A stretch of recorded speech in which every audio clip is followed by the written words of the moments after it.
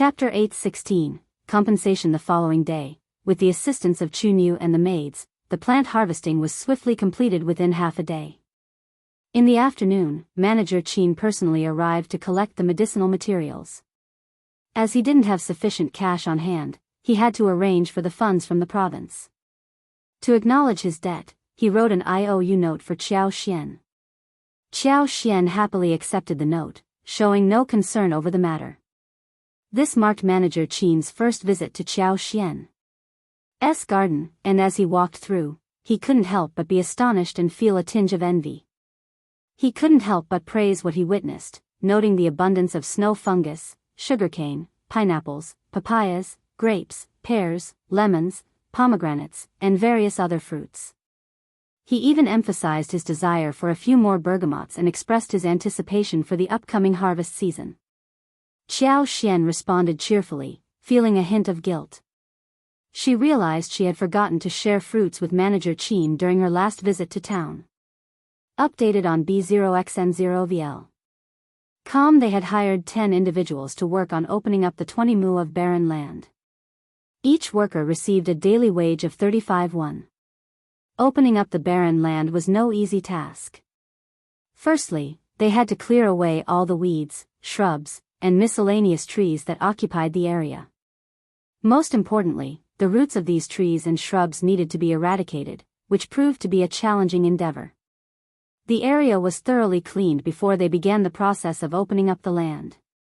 Fortunately, it wasn't a busy farming season, so Qiao Xian and her family were content to follow the lead rather than feeling rushed. It became apparent that the initial 20 mu of land was not sufficient for their purposes. The lipstick business couldn't remain a secret, so they decided to increase production, along with the cultivation of cassavas. Qiao Xian estimated that 500 mu would be an appropriate size, as exceeding that would exceed her management capabilities. The additional fields would be connected to the existing floral fields, allowing for better management on a larger scale. With 200 mu already assigned to others, the remaining 500 mu would significantly enrich their land. Qiao Xian sought the company of her mother-in-law and gathered 16 families together to discuss the acquisition of the land, with assistance from the land officer. It was a small-scale meeting regarding land acquisition compensation. The field itself held little monetary value, and the individual harvests would be limited. By working together, they could ensure a more substantial yield. Qiao Xian didn't say much during the meeting, but she expressed her intentions to the villagers. She desired their land and planned to provide them with abundant compensation in return. At present, the market value for 1 mu of good land stood at 4 liang, while hills and steep terrain were priced at 3 liang. Well-opened land in mu was valued at 5 liang, and excellent land commanded a price of 6 liang. However, the majority of the available lands had already been opened, with only 20 to 30 mu remaining unopened. Therefore, Qiao Xian decided to purchase these lands at the cost of well-opened land, offering 12 liang for 1 mu. The villagers were left astounded by this proposition. What? How much? 12 liang for 1 mu? Did I hear that correctly? No, number 1 also heard it was 12 liang. Is she joking? That's unbelievable. Even well-opened land was not valued this highly. As the confirmation from Qiao Xian resounded through the crowd, the villagers erupted in excitement. Of course, they were more than willing to offer their land. Only foolish individuals would pass up such an opportunity. With 12 liang for 1 mu, they could use the money to purchase unopened land themselves. Chapter 8:17, Money. They could invest some effort in digging the land, which wouldn't affect future plantings. Even though the soil would regenerate after 2 or 3 years, resulting in an abundance of weeds and wild plants, it didn't matter much. Clearing out the weeds and unwanted growth would suffice.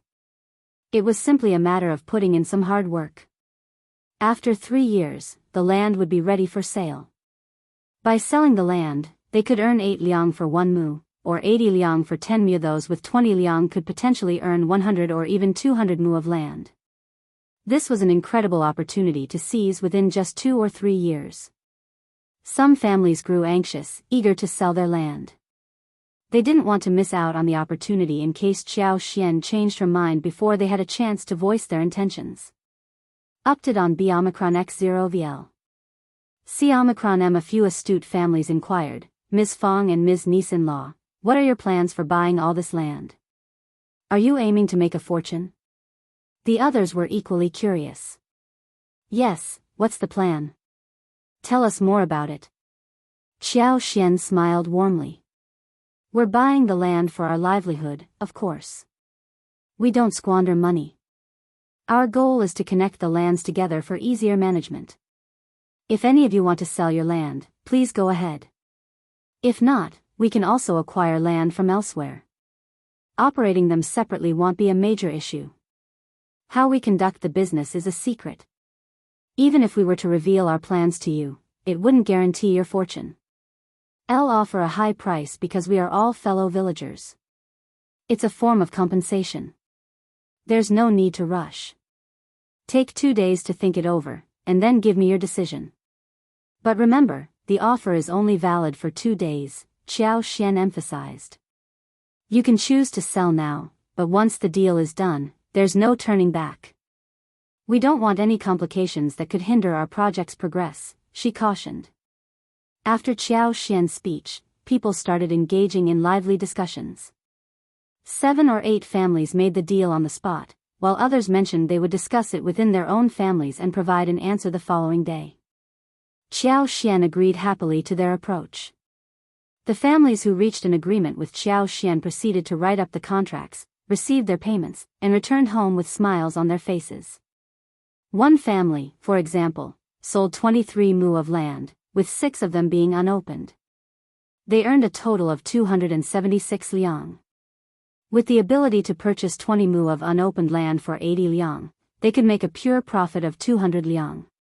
This significant increase in income would greatly improve their quality of life. The sight of money exchanging hands excited the others, leading 4 more families to sell their land.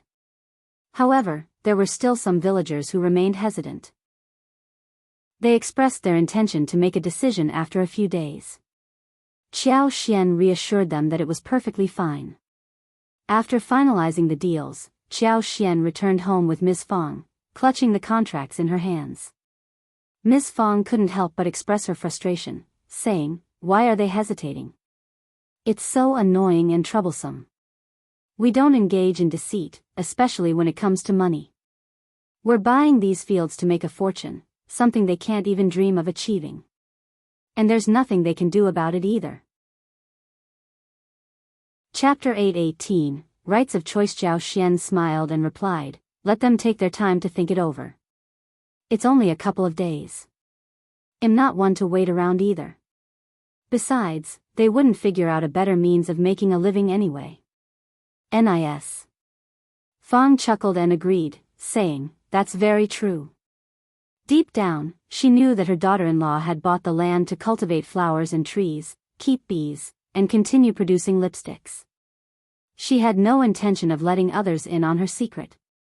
They couldn't possibly replicate the lipstick-making process. It was time for them to stop dreaming. With the earnings from the land sales, they could build a new house and acquire additional fields for storage purposes. Everything would turn out well. What was the use of prying into Xianxia's plans for the money?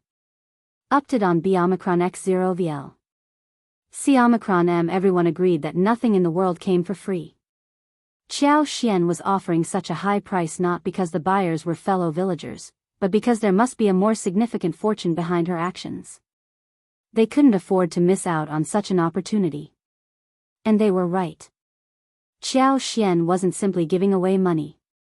She was genuinely trying to help the villagers, and her flower and lipstick business would easily recoup the investment. She didn't mind spending that much for their benefit. The choice was simple and clear-cut. It was up to each individual to determine whether they found it worthwhile. If they believed they had the means to sell the land at a higher price on their own and felt confident about their fortune, they were free to do so. They didn't need to concern themselves with what others were doing. Their main objective was to earn money, wasn't it? On the other hand, if they didn't think selling the land would fetch them a substantial sum, they could choose to forego the opportunity.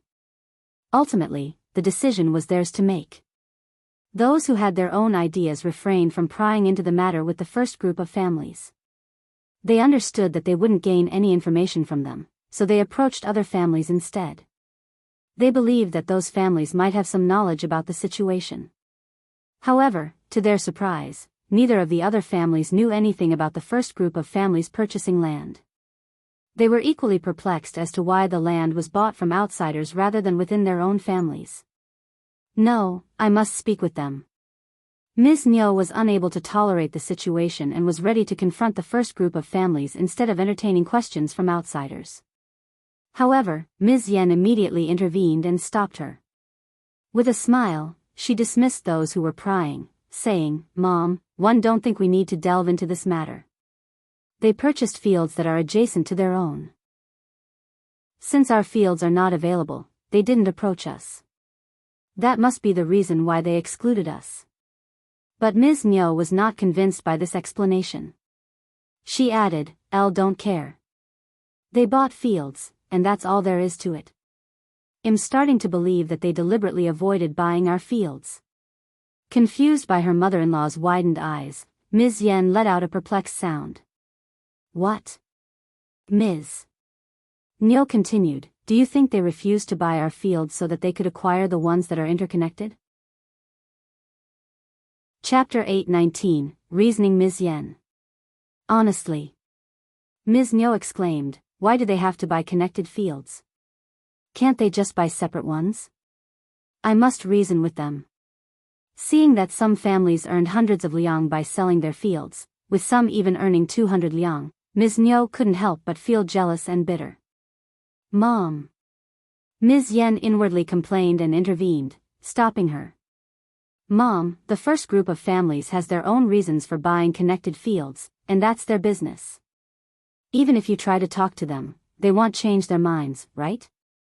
Elder aunt and fifth sister-in-law are both independent-minded individuals. They don't easily alter their decisions. Don't ruin the improved relationship between us. Update on B Omicron X0 VL. C Omicron M, it's simply not worth it, is it?" Ms.Mi stiffened, contemplating her daughter-in-law's words. She didn't care much about the improved relationship, which didn't concern her as much. However, one thing Ms.Zhang said struck a chord in her mind. Ms. Fang and Xiao Xian were both strong-willed individuals who never swayed in their beliefs. Ms.Mi couldn't convince Ms. Fang or out-argue her. It would only lead to her own frustration. Never mind. Ms.Mi suddenly felt annoyed. I'll let it go. They should be grateful that I'm not causing them any trouble. Ms.Mi still felt a lingering irritation as if she had lost something significant. Ms.Zhang's lips twitched, silently relieved that she had managed to stop her. That was a close call. To appease Ms.Mi, Ms.Zhang expressed her respect and admiration, even offering her some of her own savings. This gesture made Ms.Mi beam with delight, thanking Ms.Zhang for her profound respect. Ms.Zhang couldn't help but feel a sense of satisfaction upon hearing those words. She had accumulated a substantial amount of private savings, earning dozens of liang each month. Giving a portion of it to her mother-in-law was well within her means. Just as Ms.Mi was being pampered, Ms.Mi arrived. Ms.Mi shared the same idea as Ms.Mi, intending to rally her support and confront the first group of families together. Ms.Zhang inwardly cursed, her third aunt-in-law was truly wicked. She could create a commotion all by herself and then drag her mother-in-law into it. She never did anything beneficial for Ms.Mi either. However, before Ms.Zhang could say anything, Ms.Mi declined the offer, refusing to participate. Ms.Mi had just received money from Ms.Zhang, and she couldn't directly humiliate her daughter-in-law. Instead, she informed Ms.Mi that she would pass on the opportunity. Ms.Mi was utterly surprised. This amounted to hundreds of liang. She was about to persist in her persuasion when Ms.Zhang deflected the conversation, diverting Ms.Mi's attention elsewhere. Annoyed, Ms.Mi cursed at Ms.Zhang and branded Ms.Mi as a coward. Fine, she would go and reason with them herself. The outcome was entirely predictable. Returning home, Ms.Mi felt even more irritated. She firmly believed that the first group of families was buying others' fields to avoid sharing profits with them. Xiao Lulang furrowed his brow, expressing disdain. Mom, stop engaging with them. Why bother getting close to the first group of families? Don't worry, Mom, it'll surpass Xiao Yunduan, I guarantee it. Remember, never approach the first group of families again. What? Ms.Mi was about to defend herself, but Xiao Lulang's cold and impatient expression startled her. Okay, Lulang, whatever you say. Chapter 820, Money-making. Xiao Lulang retreated to his room, his impatience dissipating. Ms.Mi let out a sigh of relief. She noticed that her son had become increasingly irritable lately, always wearing a cold expression. She dared not provoke him or defy his words. But she also observed that he seemed more motivated and dedicated than before. Perhaps it was because he had been working so hard that he was too exhausted to maintain a cheerful demeanor. Update on B Omicron X0 VL. C Omicron M. She had advised him not to overwork himself and to take some time to relax. However, he ignored her and told her to stop nagging. So she refrained from saying anything further. Her only wish was for him to achieve success as a cultivated talent in the future. Visitors frequently approached the first group of families in the Xiao family, offering to sell their fields. Only foolish individuals would reject such a lucrative deal or hesitate to sell their fields. It was an expedient way to earn money. Who would refuse such an opportunity? Even the neighboring villagers grew curious. Some couldn't help but feel envious that they were unable to sell their own fields. Of course, there were exceptions. 2 families, owning a total of 30 mu, deliberated and ultimately declined to sell their fields. They were convinced that the first group of families in the Xiao family possessed inside information that allowed them to purchase seemingly worthless fields at such a high price. But they viewed the first group as deceitful and self-centered, unwilling to share their knowledge with others.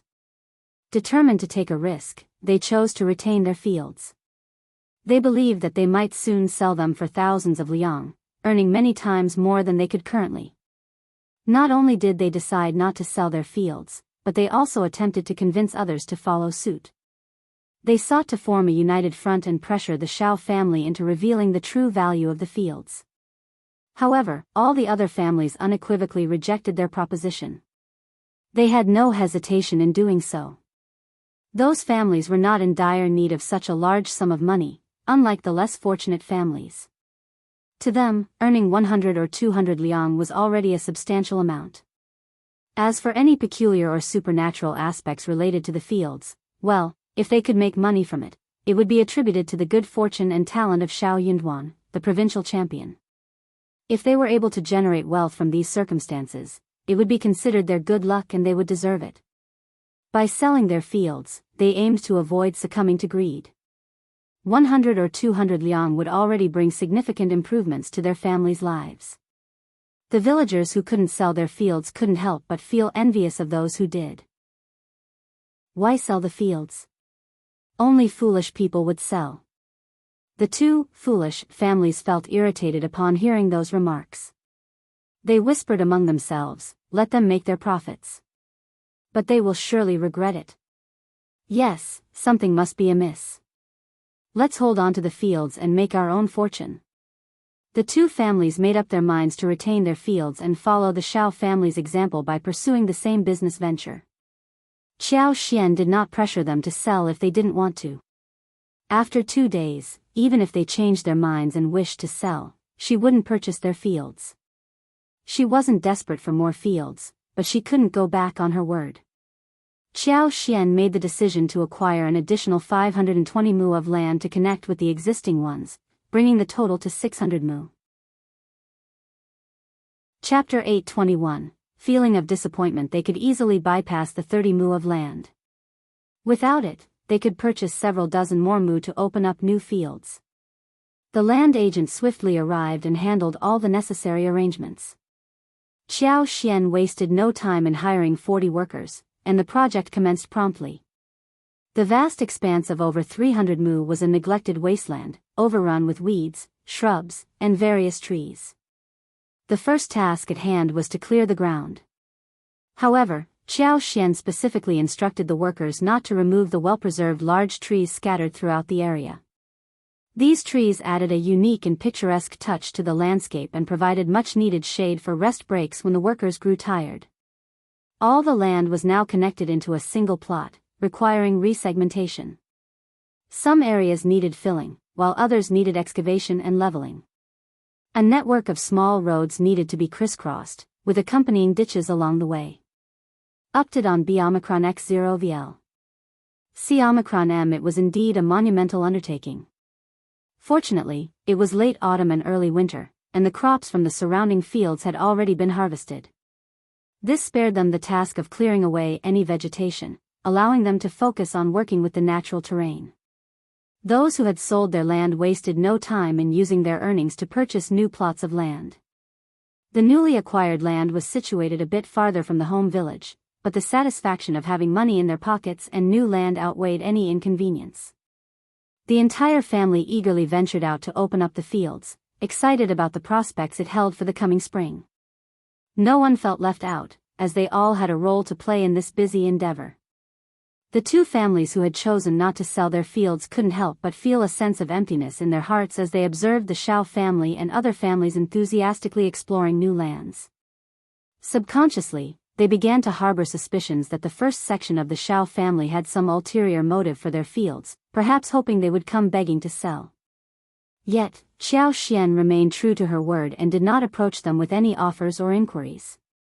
This surprised and somewhat irritated them. They resorted to spreading rumors, suggesting that the Xiao family intended to make a fortune from the fields they had purchased, causing those who had bought the land to regret their decision deeply.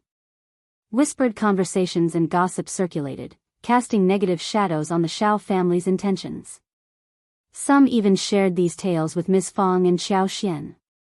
Ms. Fang responded with a scornful sneer, paying no mind to the rumors. Xiaoxian, on the other hand, simply smiled.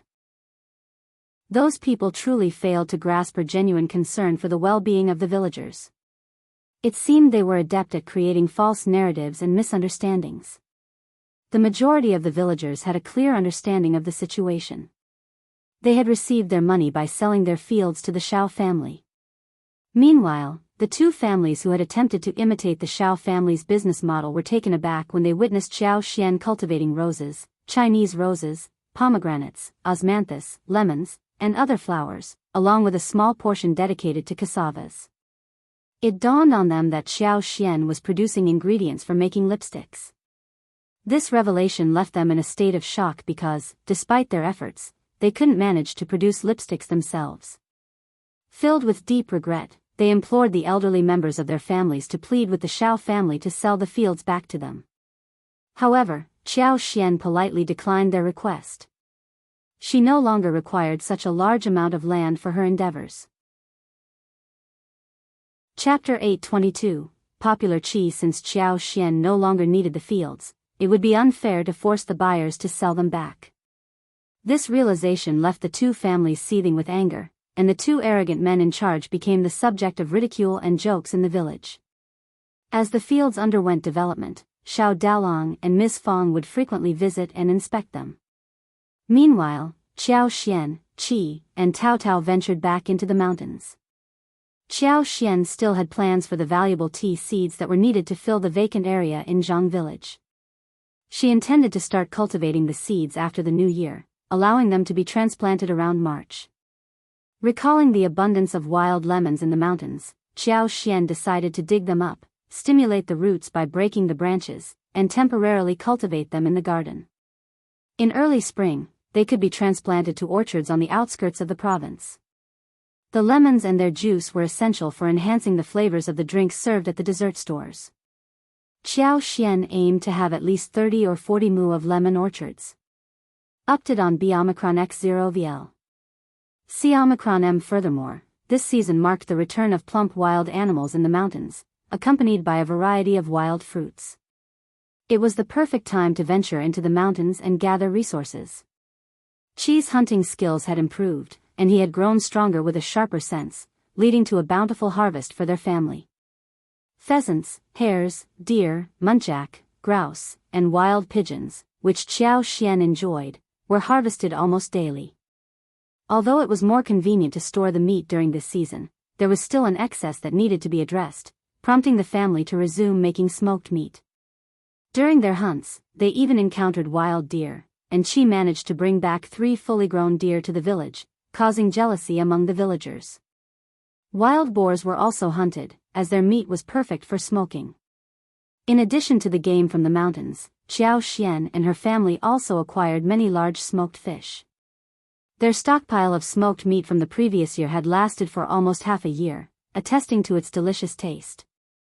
Whether it was steamed, fried, stewed, made into claypot rice, or used as fillings for other dishes, the flavors were exceptional. The anticipation for the next hunting season grew within the family, keeping them busy with preparations. Meanwhile, the villagers couldn't help but feel envious of Qi's hunting abilities, making him quite popular among them. People from their own village, neighboring villages, and even distant areas approached Ms. Fang and eldest uncle, expressing their interest in arranging marriages for Qi. Some individuals were also interested in Tao Tao. Ms. Fang felt a mix of pride and helplessness in response to the attention Qi and Tao Tao received. She cautioned eldest uncle not to make any promises regarding their marriages at this time. Eldest uncle's expression turned serious as he responded, "It's a matter of great importance, and I don't take such promises lightly. We must approach it with caution and thoroughness." Ms. Fang rolled her eyes and scoffed, "I have my doubts. You tend to change your mind too easily, and I wouldn't put it past you to make promises just to save face." Eldest uncle was displeased by her remark. "That's not true. I'm not that foolish." However, he nearly made a mistake soon after. Ms. Fang approached Xiao Yunduan and Xiao Xian, seeking their assistance in arranging marriages for Qi and Tao Tao. The dynamics had shifted. Xiao Yunduan's success and Xiao Xian being county magistrate Xiao's daughter, along with their profitable land purchases, had attracted the attention of many villagers. Chapter 823, Dragon Fruits and Papaya Seeds. So, those who sought to form a martial alliance might have ulterior motives. What if they targeted the wrong individuals and deceived them into making promises? This could potentially bring trouble to Qi and Tao Tao in the future, putting the entire family at risk. Ms. Fang was determined not to let this happen. The family was thriving, and her sons and daughters-in-law were all doing well. The peace and harmony within the family were invaluable. Xiao Xian and Xiao Yunduan wholeheartedly agreed to assist in the matter. "Mom, don't worry. My wife and one will ensure that everything goes smoothly. When it comes to Qi and Tao Tao's marriages, we won't focus solely on family background. What truly matters is the character of the individuals," Xiao Yunduan reassured. Ms. Fang smiled and sighed with relief. "You're absolutely right. Just look at your third sister-in-law. Her family may not have been well off, but she has thrived after marrying into our family. That's what truly counts.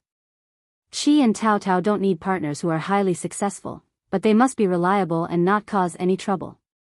Xiao Xian and Xiao Yunduan felt a hint of embarrassment. Xiao Xian chuckled. "Niam, it's not that simple. We can't just settle for anyone for Qi and Tao Tao. We will handle this matter carefully and make sure to find the best matches for them. If someone proposes a marriage now, we will decline. What do you think about waiting until after my husband's spring examination?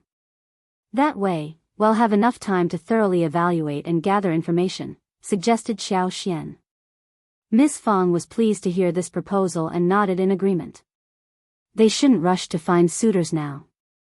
What if Xiao Yunduan becomes the advanced scholar and starts working in the governmental office?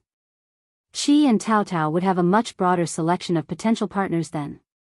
Chu Shan arrived with a group of people from the province. Yuezheng Xiao's letter informed them that they had obtained many dragon fruits and papaya seeds. Xiao Xian and Xiao Yunduan were invited to visit them and collaborate on this project. Xiao Xian was delighted by the news and made up her mind to visit them. She intended to use her superpower to ensure the safekeeping of the seeds throughout the winter. Concerned for her safety, Xiao Yunduan decided to accompany her on the journey. Xiao Xian carefully selected some distinctive fruits from the garden. Although they no longer had pineapples or sugar canes, she gathered a few bananas, dragon fruits, and papayas. The bergamot trees were thriving, producing large and fragrant fruits. They collected a total of 12 bergamots. 6 of them would go to the Xia family, and the remaining 6 to the Yuezheng family. They also obtained fresh ginseng. Coincidentally, Qi had returned from hunting with 2 roe deer and several pheasants. They decided to bring both roe deer and selected 8 pheasants and 8 hares each. They also packed 4 bottles of homemade mushroom sauce, tomato sauce, sesame oil, red oil pickles, and chili sauce. However, they decided to leave behind the unfinished smoked meat. The wagons were now filled with these provisions. Qiao Xian also successfully saved the silver ink orchids from the Yuezheng family. She placed 2 seeds in her special space and planned to bring the original one to the Xia family. Once everything was arranged, they set off with Chu Shan. As good friends, Qiao Xian and Xiao Yunduan didn't hide anything from Chu Shan. They openly discussed their concerns. Qiao Xian inquired about the situation with Yuezheng Ting. It was an event that couldn't be concealed. Numerous people had witnessed or heard about it, and no one could erase that memory. Chapter 824. Future Chu Shan was filled with excitement when he was asked about the situation. Instead of merely expressing his excitement, he began to mock and ridicule the second section of the family. The strained relationship between the 2 sections had always been evident, with Ms.Mi Jr. frequently bullying Chu Shan and the servants. Therefore, when the second section of the family encountered trouble, Chu Shan eagerly seized the opportunity to mock them. In light of these circumstances, Chu Shan and the others became more inclined to align themselves with Qiao Xian and Xiao Yunduan. After Qiao Xian and Xiao Yunduan left the province, Madame Qiao, her daughter, and concubine Du also departed soon after. Subsequently, rumors about what had transpired involving Yuezheng Ting began to circulate. Although Qiao Wei was involved, very few people discussed it, and numerous versions of the rumors regarding Yuezheng Ting's situation emerged. Soon enough, her reputation plummeted to the lowest point, subjecting her to constant ridicule. Even some troublemakers resorted to creating vulgar jokes at her expense. Yuezheng Ting and Ms.Mi Jr. withdrew from public life for several days, and the servants were well aware of the situation but dared not speak of it to them. The second old master, who had been out, returned home in a fit of anger and confronted Ms.Mi Jr. He lashed out at Yuezheng Ting, blaming Ms.Mi Jr. for her inability to raise their daughter properly. In his rage, he even slapped Yuezheng Ting across the face. The mother and daughter were taken aback and overwhelmed with distress upon learning about the situation. They couldn't comprehend what had transpired and demanded an explanation. The recent events had left a deep scar in Yuezheng Ting's life, resembling a haunting nightmare. The news she heard from her father only intensified her anguish. Overwhelmed by shame, she instantly blushed and sought solace in Ms.Mi Jr.'s comforting embrace, avoiding any contact with others. She couldn't fathom her future anymore. She knew she would never be able to join her friends at their homes or on trips. Those who held grudges against her would surely revel in her misfortune and mock her mercilessly. The weight of her disgrace left her unable to face anyone ever again. Thoughts raced through her mind. What would Brother Xia think of her? Would he believe she was an utterly frivolous girl? No, that couldn't be true. The idea of marrying Xia Jingrong seemed unbearable as the thought of being looked down upon by him filled her with misery.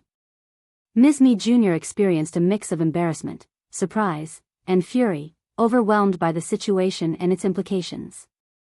Ms.Mi Jr. reached her breaking point, unable to tolerate the humiliation inflicted upon her by her own husband.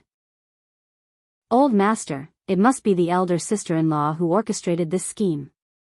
The people from Lingyuan Temple vowed to keep the secret, and our servants are too afraid to speak up. It must be the elder sister-in-law's doing.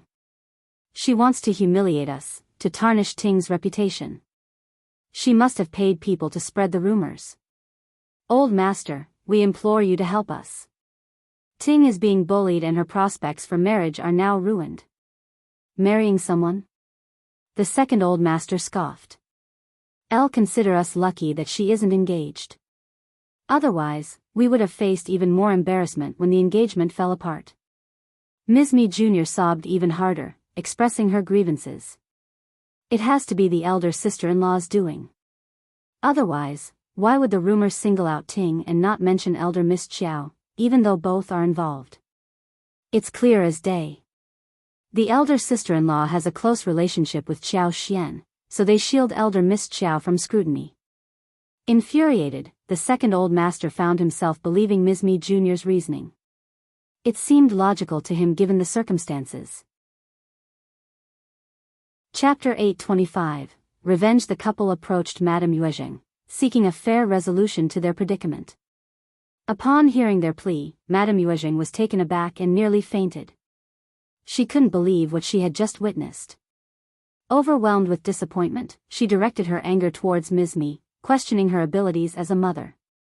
She expressed concerns about Yuezheng Ting's future and expressed her disappointment in their actions. Ms.Mi Jr., feeling deeply wounded, covered her face and wept. Madame Yuezheng, I am to blame. But please, I beg you to take care of Ting and ensure justice for her. Madame Yuezheng's expression grew stern. She ordered, bring first Madame here. While Ms.Mi Jr. and her daughter might have been mistaken in their accusations, First Madame should not have taken actions to harm them. She was determined not to let that slide. As Madame Yuezheng spoke, she started to grasp the situation unfolding before her. She remained calm even as Ms.Mi Jr. glared at her and continued to accuse her. With a dark tone, Madame Yuezheng replied, Elder son's wife, your accusations have gone too far. We are all part of the same family. By attempting to set me up, you tarnish our family's reputation. You are mistaken. First Madame responded quietly, Madame Yuezheng, do you have any evidence to support your claim? Accusing me without any grounds is highly improper, isn't it? Ms.Mi Jr. snapped, it's evident. You're seeking revenge on me. If you have a problem with me, come directly to me. Why involve Ting in your schemes? You certainly have a high opinion of yourself. First Madame sneered. She had always been irritated by Ms.Mi Jr.'s habit of complaining about her in front of Madame Yuezheng. With a hushed tone, she continued, if I ever wish to take revenge on you, I have countless methods at my disposal. And rest assured, one would ensure that you never discover it was me. As far as First Madame was concerned, her granddaughter was still too young to be concerned about her reputation. Moreover, the first and second sections of the family were distinct entities. Madame Yuezheng, as you have stated, we are all part of the Yuezheng family. While I may not have a daughter, my sons may have daughters in the future. There is no benefit for me in engaging in such actions. Second sister-in-law, you assume I am responsible for all this, but do not make baseless assumptions. Show me the evidence. Otherwise, if you dare accuse me of something I have not done, I will slap you in the face. You dare speak so boldly because you know I have no evidence. Ms.Mi Jr. trembled with anger. First Madame regarded her as if she were staring at a fool. So, in the end, you have no evidence, yet you dare spout nonsense and accuse me in front of Madame Yuezheng so audaciously? Ms.Mi Jr. Madame Yuezheng felt a deep annoyance, secretly calling Ms.Mi Jr. a foolish woman. It seemed that Ms.Mi Jr. had easily managed to irritate her, and she imagined that her elder son's wife was likely mocking her inwardly. Feeling embarrassed, Madame Yuezheng furrowed her brow in anger. This was precisely why she had never held a fondness for First Madame. Her daughter-in-law was excessively intimidating and imposing, showing no regard for the feelings of the elders or attempting to ingratiate herself with them. She could never warm up to a person like that.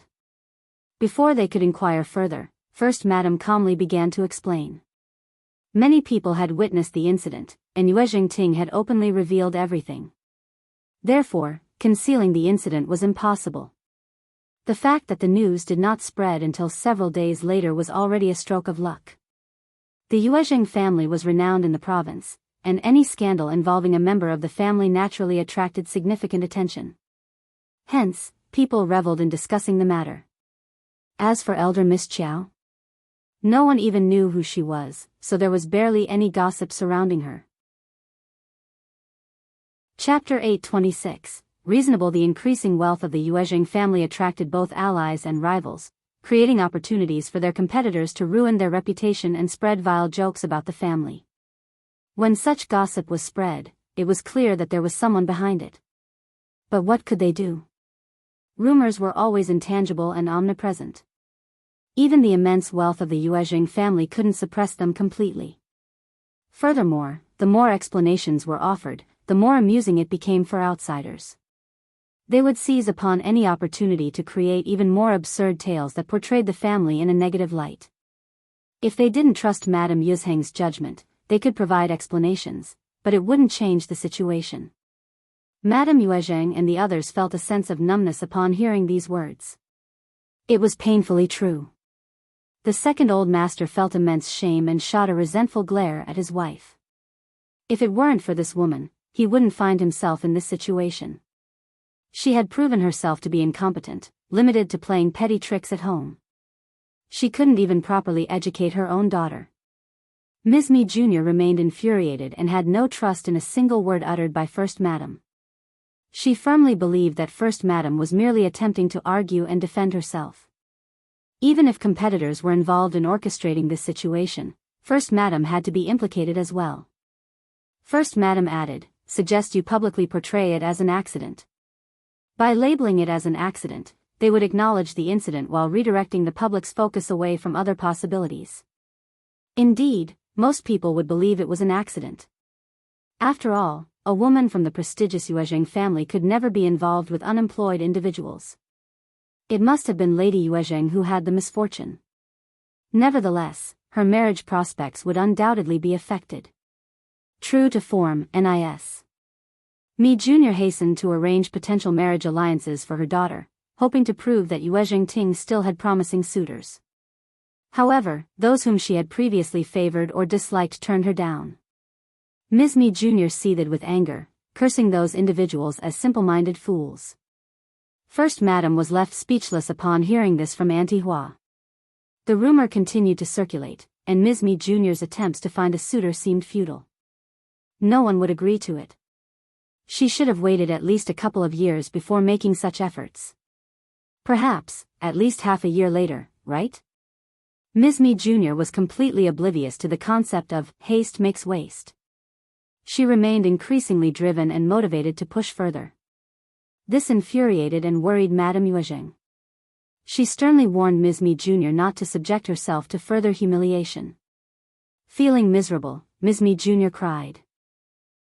Her daughter was already 18 years old, and if they waited for a few more years, she would have no suitable suitors left. Time was of the essence, and her daughter couldn't afford to wait any longer. Madame Yuezheng's anger intensified. She criticized Ms.Mi Jr. for being irritating and for her failure to plan ahead. As the tearful Ms.Mi Jr. was dismissed, Madame Yuezheng massaged her temples and called for First Madam to discuss a plan. Reluctantly, Madame Yuezheng had to admit that her elder son's wife was more dependable, despite her personal dislike for her. First Madam swiftly offered her suggestion: the best solution would be to bring Yuezheng Ting back to their hometown to find a suitable suitor.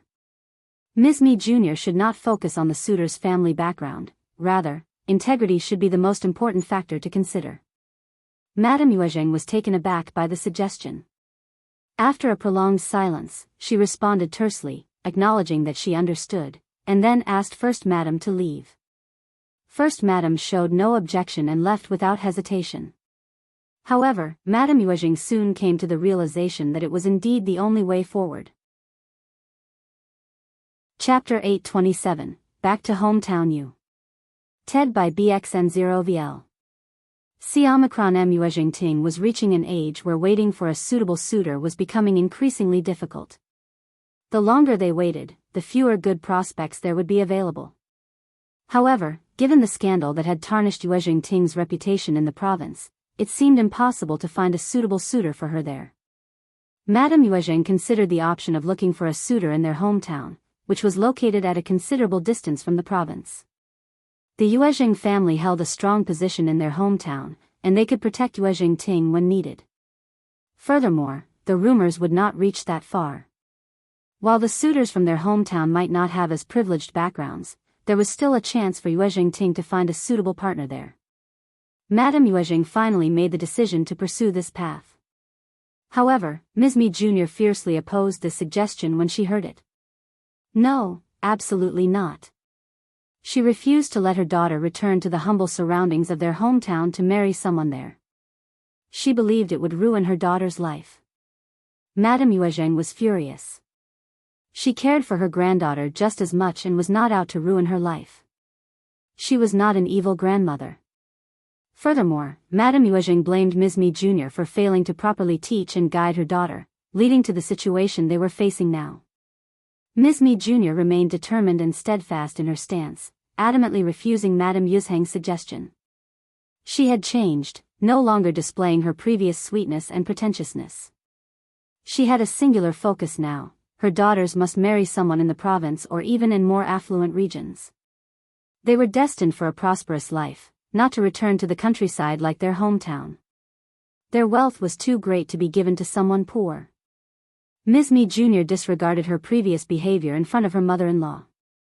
The only thing she cared about now was ensuring her daughter would not marry someone beneath her, who would take advantage of her and her wealth. Madame Yuezheng was taken aback by Ms.Mi Jr.'s resolute rejection. She had never expected her beloved daughter-in-law, whom she had adored for so long, to be like this. It was a great shock to her, and she began to feel deeply disappointed. Furious at Ms.Mi Jr.'s refusal and her accusations of favoritism, Madame Yuezheng decided to drop the matter altogether. She was thoroughly disappointed in Ms.Mi Jr. She resolved not to impose any further requests on Yuezheng Ting or her. After all, Yuezheng Ting was not her own daughter but merely a granddaughter. It seemed that Yuezheng Ting had no interest in returning to their hometown either. From that moment on, Madame Yuezheng decided to change her treatment of Ms.Mi Jr. She no longer treated her with the same kindness and favor as before. Ms.Mi Jr. breathed a sigh of relief and began seeking potential suitors, even considering those from neighboring towns. However, her efforts yielded no positive results. The families interested in marrying Yuezheng Ting did not meet Ms.Mi Jr.'s standards. Just when they believed the situation would continue dragging on for an extended period, an unexpected event occurred, bringing about a turning point. Unfortunately, it was not a favorable turn of events. Yuezheng Ting's sister, Yuezheng Yan, who had been married for a while, caused trouble once again. Yuezheng Yan's husband relied heavily on the Yuezheng family for his business, and their family enjoyed wealth and numerous properties. However, this dependence and Yuezheng Yan's growing arrogance created a rift between her and her husband, driving them further apart. Yuezheng Yan strongly opposed her husband, Qi Yun, having a concubine. Just 2 months into their marriage, she forcefully dismissed the maid who had slept with her husband. Not stopping there, Yuezheng Yan replaced the other attractive maids with plain-looking and clumsy ones. She was not concerned about mistreating the maids she had purchased, and she would punish them severely if they dared to cross any boundaries. Qi Yun, Yuezheng Yan's husband, struggled with her controlling behavior. Initially, his mother explained that Yuezheng Yan's actions stemmed from her care and desire to keep him close. Although Qi Yun did not appreciate it, he reluctantly accepted this explanation. Chapter 828, Yuezheng Ting's Sister Yu. TED by BXN0VL. Xianxia Yuezheng Yan had become increasingly tyrannical, believing that her husband's family should conform to her every whim and mood. Within just 6 months, she had managed to offend not only her husband's entire family but also their relatives. Despite their resentment, they dared not confront her due to her status as a member of the influential Yuezheng family. Although Yuezheng Yan was arrogant and overbearing, she had not engaged in any cruel or lethal acts, leading her husband's family to tolerate her behavior. However, Qi Yun soon discovered something shocking. Yuezheng Yan had arranged marriages for his 2 serving maids with elderly, unattractive widowers from rural areas. She had gone to great lengths to find such matches. As a result, the 2 serving maids were subjected to a wretched existence. When Qi Yun learned of their plight, one of the maids had already succumbed to the relentless torment, while the other had aged prematurely, bearing scars on her forehead and losing all her former beauty. Filled with horror and anguish, Qi Yun immediately brought the surviving maid back home and placed her in a convent for her safety. Determined to uncover the truth, he confronted Yuezheng Yan about her actions. Yuezheng Yan insisted that she had found 2 excellent suitors for the serving maids and had generously provided them with a substantial sum of money to live a comfortable life. Qi Yun, trusting his legal wife, believed that she had acted in their best interest. Unbeknownst to Qi Yun, Yuezheng Yan's intentions were far from noble. She was leading the maids down a path of despair and destruction. However, Yuezheng Yan showed no remorse. Instead, she began to create a tumultuous scene, accusing Qi Yun of rekindling his relationship with the maids and questioning his love for her as his legal wife. She cried, shouted, and hurled vulgar insults at Qi Yun, even seeking support from her parents and Madame Yuezheng. Ms.Mi Jr. and Madame Yuezheng, being fond of Yuezheng Yan, became incensed upon hearing her side of the story. In the end, Qi Yun was compelled to apologize, bowing down to Yuezheng Yan's demands. Yuezheng Yan may have obtained her perceived justice, but she had lost the support and respect she once had from Qi Yun's family. Qi Yun eventually made the difficult decision to distance himself from Yuezheng Yan. Although she appeared to hold a position of authority within Qi Yun's family, the truth was that no one genuinely liked her or regarded her as a true family member. It was during this time that Yuezheng Yan discovered Qi Yun had a mistress who had even given birth to a son and a daughter. Overwhelmed by jealousy and rage, Yuezheng Yan assembled a group of her own men and stormed the mistress' residence with the intention of harming her and selling her children. Upon learning of the situation, Qi Yun rushed to the scene to intervene. Unfortunately, the children had already been sold to intermediaries, and his mistress had been subjected to a brutal beating, losing consciousness multiple times. Qi Yun's anger surged within him. He rescued his mistress and instructed his men to protect her while he set off to find and secure the safety of the children. Meanwhile, Yuezheng Yan's mental state deteriorated further. She wept uncontrollably and retreated to the solace of her own home. News of the shocking incident spread throughout the province, leaving no doubt that few would tolerate their husbands having mistresses. However, there was no support or sympathy to be found for Yuezheng Yan in the aftermath. The mistress' actions were undoubtedly immoral, but taking her life was not the solution. Teaching her a lesson and holding her accountable for her deeds would have been more appropriate. Yuezheng Yan's decision to sell her husband's children to an agent instead of bringing them home was truly horrifying and inhumane. Yuezheng Yan had never enjoyed a favorable reputation, and her behavior within her husband's family only added fuel to the rumors that circulated about her. She consistently disregarded the authority of the elder family members and imposed her will upon others. Additionally, her failure to bear any children and her blatant disregard for virtuous conduct only furthered her negative image. It was not surprising that her husband might consider leaving her, given the circumstances. Many sighed in resignation, accepting the situation as a natural consequence. When Ms.Mi Jr. heard about the rumors surrounding her daughter, she refused to believe them. Instead, she attributed the spread of such stories to jealousy from individuals who were envious of her daughter's prosperity and well-being. Chapter 829, Ms.Mi Jr. Getting Mental U. TED by BXN0VL. C-Omicron-M. Prior to Yuezheng Ting's accident, the process of arranging her marriage was already facing obstacles, primarily due to her sister's behavior. Families who valued propriety and adherence to rules were hesitant to accept a daughter-in-law with such flaws. Only those who prioritized their own material gains were willing to overlook these concerns. The return of Yuezheng Yan to the family further enraged Ms.Mi Jr., leading her to curse at the Qi family. She felt that everything was going wrong and blamed the heavens for subjecting her daughters to such hardships. As First Madam and the Old Master held the authority, Ms.Mi Jr. was not allowed to execute her own plans based on personal interests. Therefore, they took charge and addressed the matter. After years of enduring the situation, Qi Yun's parents and Qi Yun himself came to the Yuezheng family to expose Yuezheng Yan's actions in front of Madame Yuezheng, First Madam, Ms.Mi Jr., and her husband. Ultimately, they declared that Qi Yun intended to marry his mistress and insisted on bringing the children back home. They also prohibited Yuezheng Yan from interfering in the matter. If Yuezheng Yan objected to these terms, they were willing to grant a divorce. The Qi family would return the dowry and provide an additional 10,000 liang as compensation. Ms.Mi Jr. was pushed to the brink of a mental breakdown by these developments. Ms.Mi Jr. was furious at the audacity of the Qi family. She believed that the fault lay with her elder brother and elder sister-in-law, as they should have exerted pressure on the Qi family to prevent such behavior. While acknowledging that the Qi family did consider this aspect, the primary decision-makers within the family were known for their fairness in handling family matters. Despite the questionable actions of the Qi family, Yuezheng found herself in an even worse predicament. Both Madame Yuezheng and the influential members of the family suggested pursuing a divorce. However, both Ms.Mi Jr. and Yuezheng vehemently rejected this proposition. They refused to entertain the idea. Divorce was out of the question for them. Their underlying intention was to withhold any benefits from outsiders. Their determination only served to exacerbate the situation further. Yuezheng returned to the Qi family and swore an oath to punish the mistress and her 2 children.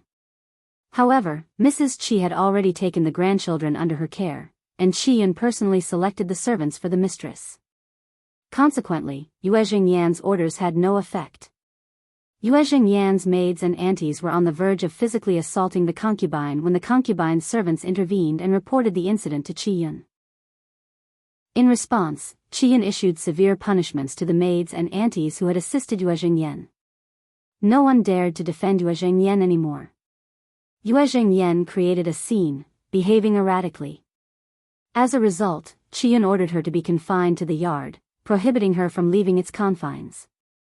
Unbeknownst to Yuezheng, once Qi discovered her true nature, he began administering a medicinal soup after their intimate encounters to prevent her from becoming pregnant. Furthermore, Qi developed strong negative feelings toward Yuezheng and ceased any further physical intimacy with her. As a result, she remained childless throughout those years.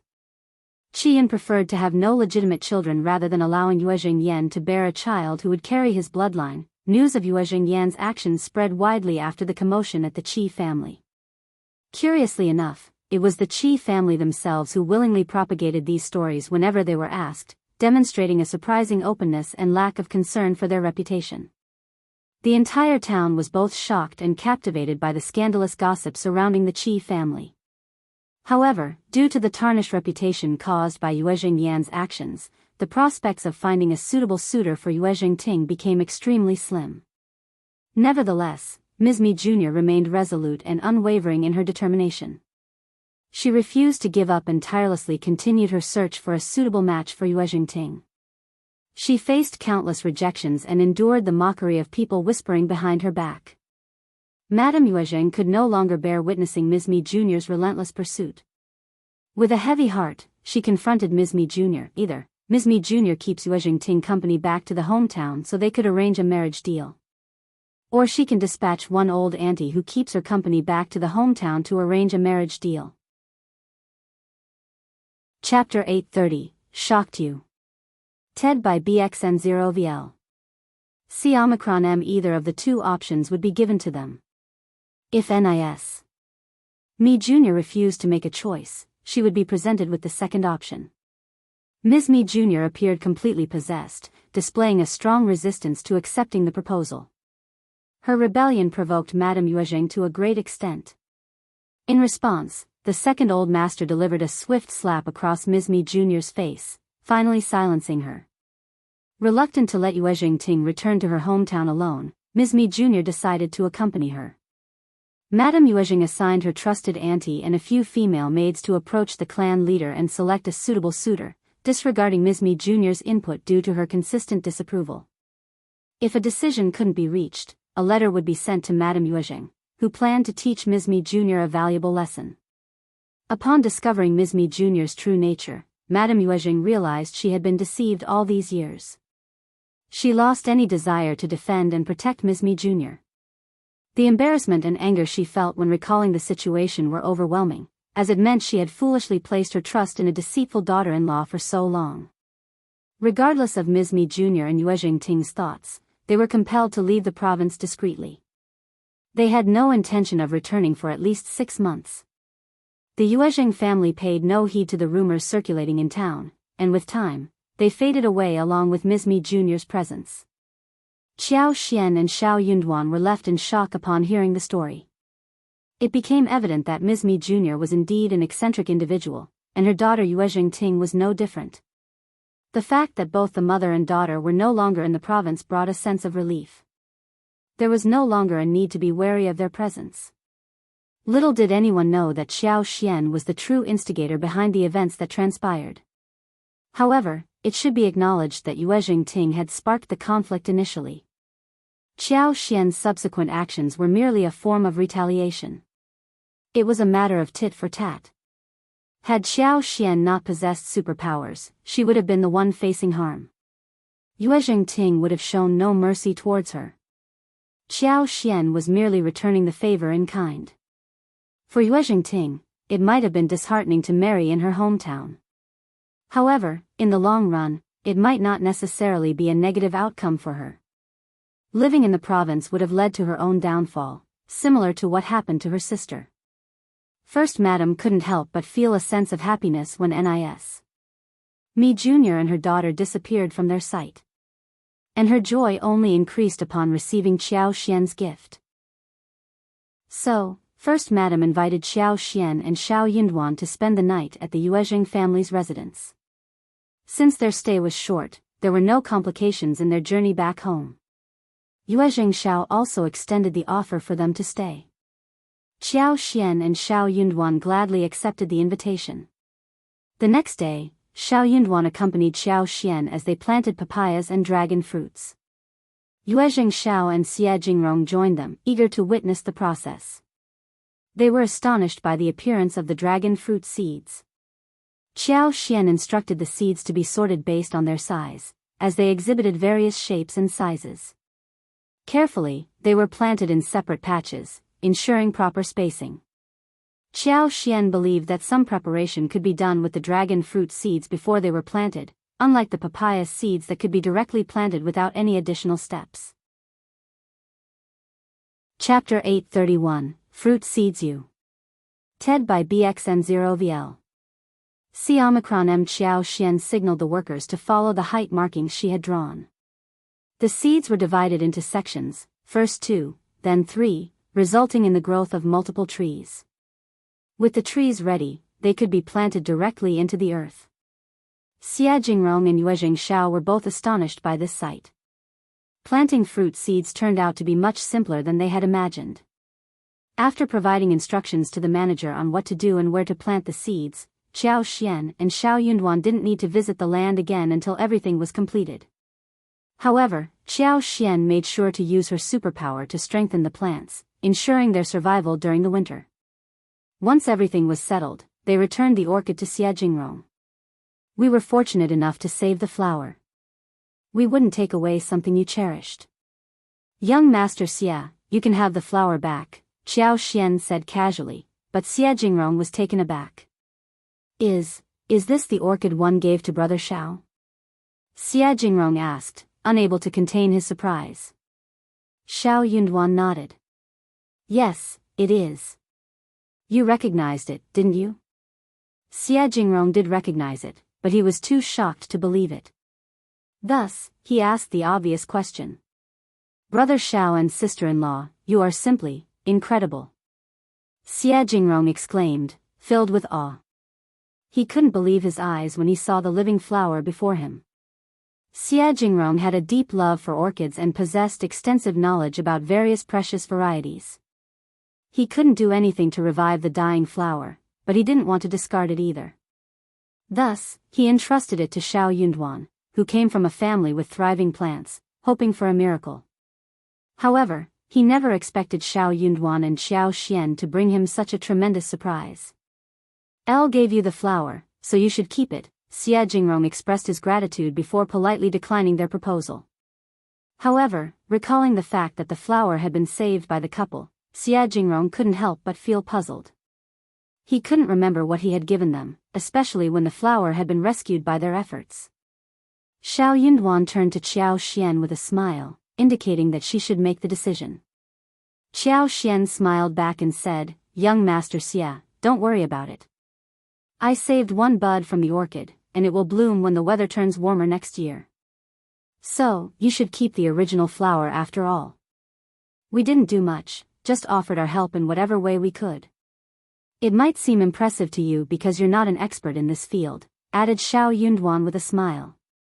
Brother Xia, please accept it, just as my wife suggested. After contemplating for a moment, Xia Jingrong accepted the flower and said, all right then, I'll accept it. Thank you so much, Brother Xiao and sister-in-law. I will cherish this and take it back. With gratitude in his heart, Xia Jingrong decided, okay, I will take it back. Thank you so much for taking care of them. That's wonderful. Everyone laughed, and a sense of harmony filled the air as the matter was resolved. Xia Jingrong smiled, his admiration for the couple in front of him growing stronger. He couldn't help but appreciate their thoughtfulness and selflessness. The couple fully understood the value of the orchid, knowing how exceptionally precious it was. If Xiao Yunduan had used this orchid to help Xia Jingrong secure a favorable outcome in the upcoming spring examination, it would undoubtedly provide him with a strong foundation for his future. However, they didn't choose that path. Instead, they returned the flower to Xia Jingrong. There were few individuals in the world who possessed the level of composure and emotional stability that this couple exhibited. It was a testament to their exceptional character. Chapter 832, Fruit Planting You. TED by BXN0VL. C Omicron M. And among those rare individuals, finding a woman like Qiao Xian was even more extraordinary. Xia Jingrong felt a sense of admiration and gratitude towards the couple, so he presented them with a pot of green first-class orchids and a pot of Song Mei orchids. These orchids were not only rare and valuable but also possessed breathtaking beauty. Xiao Yunduan and Xiao Xian graciously accepted the gifts, appreciating Xia Jingrong's kind gesture. 2 days later, the papayas and dragon fruits were successfully planted. They had managed to cultivate 30 mu of papayas and 50 mu of dragon fruits, which was half of what Xiao Xian had initially anticipated. However, they viewed this as an experimental phase and were willing to take things slowly. Surviving the upcoming winter was crucial. If they could endure and thrive during this season, it would pave the way for their success in the future. Qiao Xian had a plan to gradually expand their cultivation once they had proven their resilience. Failure to survive the winter would mean the end for their endeavors. Xiao Yunduan and Xiao Xian diligently inspected the plants, and Xiao Xian secretly utilized her superpower to enhance their growth. She carefully infused vitality and energy into the roots, akin to providing them with the best possible nourishment. However, Xiao Xian had her limitations when using her superpower. It drained her energy, and maintaining secrecy proved to be challenging. The entire process consumed an entire afternoon. When they were finally finished, Xiao Xian let out a sigh of relief, feeling physically and mentally exhausted. She was grateful that her energy would replenish overnight, allowing her to continue her work the following day. Realizing that their efforts thus far were insufficient, Xiao Xian instructed the manager to refrain from stacking the prepared corn stalks and straw. She wanted to ensure that if a severe frost occurred, the straw could be burned to create dense smoke, providing warmth to the surrounding air and protecting the fruit seedlings. As the day grew colder, the fields required the additional coverage of straw to safeguard the delicate roots. 2 days before their departure, Xiao Xian decided to infuse more of her superpower into the plants. She planned to provide them with an extra boost of energy during their visit to the province a month before the new year when they would purchase supplies. By employing all available methods, Xiao Xian believed that the effects would prove to be favorable. After bidding farewell to First Madam, Yuezheng Xiao, and Xia Jingrong, Xiao Xian and Xiao Yunduan didn't spend much time in the province. Following the fruit and seed planting, they embarked on their journey back to the county. On their way to the village, they unexpectedly encountered Ms.Zhang, who had returned once again. Spotting Ms.Zhang from their cart, they momentarily doubted their eyes. However, Ms.Zhang sneered at them with a rigid expression and swiftly departed without saying a word. Upon their arrival home, Xiao Xian and Xiao Yunduan were warmly received by their family members who assisted them in sorting through the gifts and unloading the luggage. Xiao Xian's curiosity got the better of her, and she couldn't resist asking about what had transpired in their absence. Miss Fong sneered and responded with irony, "Ah, that woman. The other night, during the rain, she came and fainted right at the doorstep of the second section of the family's home. And there she stayed. Erlang still has some lingering feelings for her, after all." Yang Xiani's eyes sparkled with excitement as she eagerly prepared to share the story. Qiao Xian captured the moment in a picture, wanting to remember it. Since her divorce, Ms. Zhang had been leading a tumultuous life with her mother and the rest of the family. She was constantly sobbing, her eyes red with grief. She expressed longing for her children and husband, and she carried a heavy burden of guilt regarding her brother. Her days were filled with sorrow. Mrs. Zhang voiced her frustration, complaining that Ms. Zhang was utterly useless and that she never saw her wear a happy expression. Chapter 833, Ms. Zhang's Return. TED by BXN0VL. C-Omicron M. Mrs. Zhang's annoyance with Ms. Zhang grew stronger, as she believed her daughter not only brought no benefits to the family but also caused her precious son to be beaten. Consequently, Ms. Zhang was cast out by the Xiao family and forced to rely on her mother's support. Mrs. Zhang's frustration escalated, leading to verbal and physical abuse towards Ms. Zhang. She compelled her daughter to rise before daybreak and perform exhausting labor in the fields, while intentionally depriving her of sufficient food. Ms. Zhang received only half a bowl of rice and a bowl of rotten vegetables, devoid of salt and oil. She was constantly referred to as the useless woman and trash, who only consumed without contributing anything positive to the family. This treatment left Ms. Zhang feeling deeply saddened and burdened by guilt. She believed herself to be useless to her mother's family and accepted the curses and blame as her way of atoning for her perceived sins. Silently enduring the hardships, Ms. Zhang worked even harder, convinced that it was the only way to repay her sins and earn her mother's forgiveness. Unfortunately, her physical strength waned, and she soon fell ill due to exhaustion and hunger. Ms. Zhang held on to the hope that her illness would garner care, forgiveness, or at least a decent meal, considering the tremendous effort she had put into her work. However, Mrs. Zhang responded with even more furious curses and harsh disappointment, shattering Ms. Zhang's expectations. Mrs. Zhang directed her anger towards Ms. Zhang, accusing her of intentionally falling ill to avoid work and bringing misfortune to the family as a heartless and wicked woman. She withheld any concern, care, or food from her daughter, offering only disdain and hatred. These words pierced Ms. Zhang's heart like a sharp blade. Her hope crumbled, shattered by her mother's lack of compassion. Shocked and disheartened, Ms. Zhang's motivation to work hard diminished. She became less active in labor, frequently pausing and becoming lost in her thoughts. Tears would stream down her face as she cried silently. Mrs. Zhang, however, grew even more relentless in her treatment of Ms. Zhang. She continued to berate her for being useless, emphasizing that even receiving any portion of food at home was futile, as she believed raising her had been a pointless endeavor. Ms. Zhang felt immense sadness, shedding tears in solitude every day. Unable to bear it any longer, a few days ago, she impulsively fled Zhang village and embarked on a journey to Shading village, crying heavily along the way. So one morning, when Ms.Mi opened her home's door, she let out a piercing scream, nearly fainting in fright at the sight of a disheveled and distressed woman standing in the cold weather.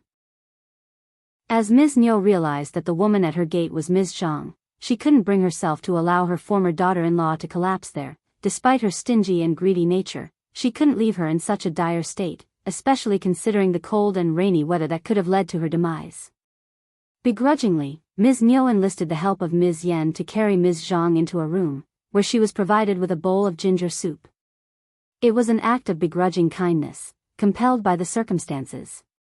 In the evening, when Xiao Erlang returned home and discovered the situation, he was taken aback and immediately went to summon a doctor.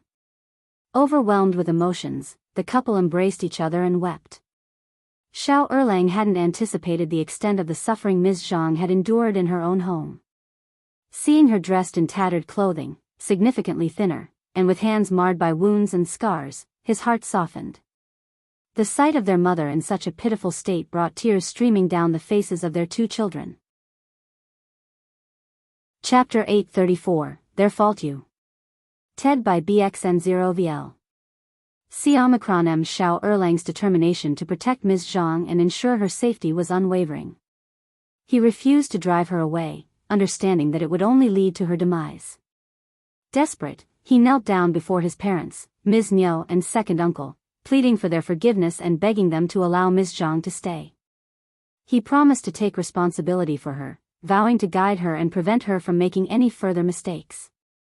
However, he made it clear that his compassion was contingent on their acceptance of Ms.Zhang. Initially, both second uncle and Ms.Mi were infuriated by Xiao Erlang's pleas. They hurled curses at him, deeming him foolish for his persistence. They reluctantly agreed to let Ms.Zhang stay, primarily for the sake of the children. Xiao Erlang's relentless persuasion had worn them down, though their resentment toward Ms.Zhang was apparent. Ms.Zhang overheard their conversation and a sense of bitterness welled up within her. She had been treated as a slave within her own family, and the moment she had access to decent food and clothing, she forgot about her past misery.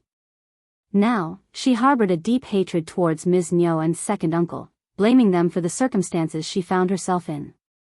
In her mind, if they had shown her even a modicum of kindness, she would not have fallen into such a desperate situation. She held them responsible for her misfortune. Despite Ms. Zhang's troubled presence, her husband, Xiao Erlang, remained the only redeeming figure within the Xiao family. The rest of the family members were seen as lacking in goodness and virtue. Nis. Zhang soon caused trouble once again, and this time it seemed that her fate was sealed. Tearful apologies and kowtows ensued, forcing Ms.Mi to reluctantly tolerate Ms. Zhang's presence once more. The situation infuriated Ms. Yan, who vented her frustrations to Xiao Xilang behind closed doors. In an attempt to placate his wife, Xiao Xilang resorted to flattery and consolation. Only then did Ms. Yan find some solace. With Ms. Zhang back in the household, it became imperative to retrieve the divorce papers. Ms.Mi enlisted the help of Xiao Erlang and several villagers from the same village to retrieve the documents from the Zhang village. It was necessary to rectify the situation, as having Ms. Zhang remain under their roof without the proper legal documentation would tarnish the family's reputation. However, to their surprise, the Zhang family, including Mrs. Zhang, proved to be peculiar individuals. They insisted that since Ms. Zhang had divorced and remarried, the Xiao family must compensate them with wedding gifts before they would release the divorce papers. Since Ms. Zhang was not divorced for too long, the Zhang family called for just 30 liang as the wedding gifts. Otherwise there would be no divorce paper. Ms.Mi was utterly shocked by Mrs. Zhang's shameless behavior. She vehemently refused to offer any monetary compensation, condemning Mrs. Zhang as greedy and outrageous. In her view, 30 liang was far too exorbitant. With that amount, they could easily find a new, young girl to marry Xiao Erlang. According to Ms.Mi, Ms. Zhang was not worth 30 liang at all. She decided not to pursue the divorce papers any further. Instead, she planned to bring Ms. Zhang back to their own family and seek out a matchmaker to find a pretty and beautiful young girl for Xiao Erlang's marriage. Mrs. Zhang seethed with anger, accusing the Xiao family of bullying. Ms.Mi sharply retorted, telling Xiao Erlang to accompany her home. She declared that she did not need such despicable relatives. Xiao Erlang was equally taken aback by the situation. He had not anticipated this turn of events. The Zhang family's demands were excessive, and their behavior bordered on harassment. Xiao Erlang chose to remain silent, recognizing that further involvement would likely invite even more trouble. Eventually, someone informed the land officer about the situation. The land officer deemed the matter too humiliating for the village and intervened to restore peace. He compelled Mrs. Zhang to provide the divorce papers. The land officer regarded Ms. Zhang as fortunate that the Xiao family was willing to accept her.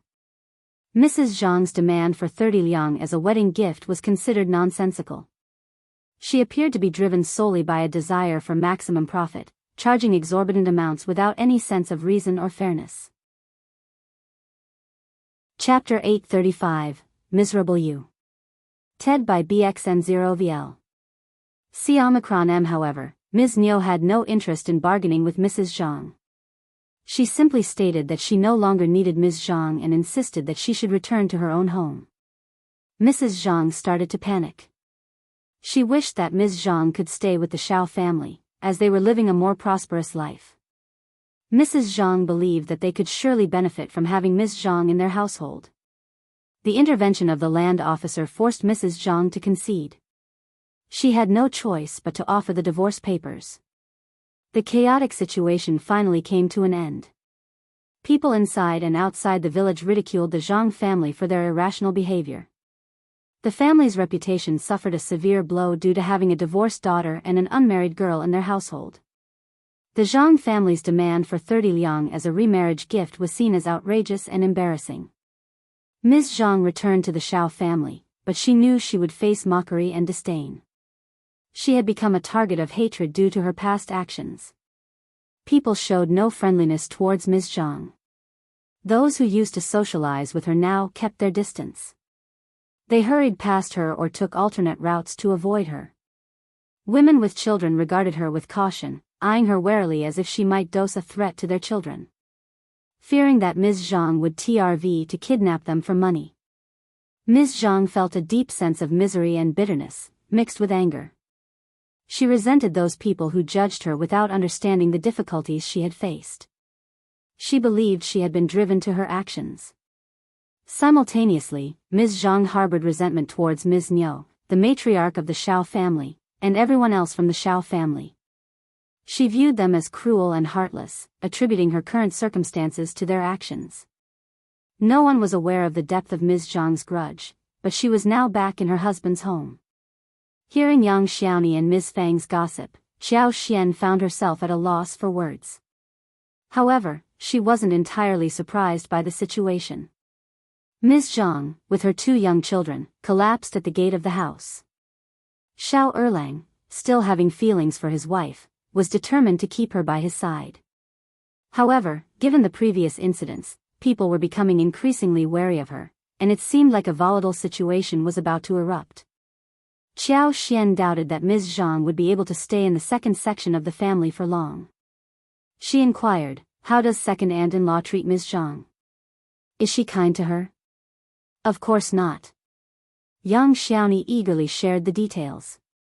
She pursed her lips, expressing disdain, and replied, "Second aunt-in-law never treats her well, given what she did in the past. According to what the fourth sister-in-law told me, Ms. Zhang is not allowed to participate in any family matters. She is prohibited from entering the kitchen or being near the children. Second aunt-in-law watches her closely, as if she were a thief. After breakfast, she is forced to work in the fields and is not allowed to return until lunchtime. The same continues in the afternoon, and she isn't allowed to come home until evening.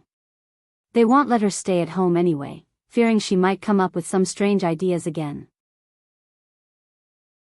Chapter 836, Unpredictable You. TED by BXN0VL. C. Omicron M. Xiao Xian's heart raced with concern. It was understandable that Ms.Mi might feel anxious after the previous incident. However, her current behavior seemed excessive. Xiao Xian worried that Ms. Zhang could suffer mentally from such treatment. Although Ms. Zhang had been described as narrow-minded, dumb, and extreme, her potential actions remained unpredictable.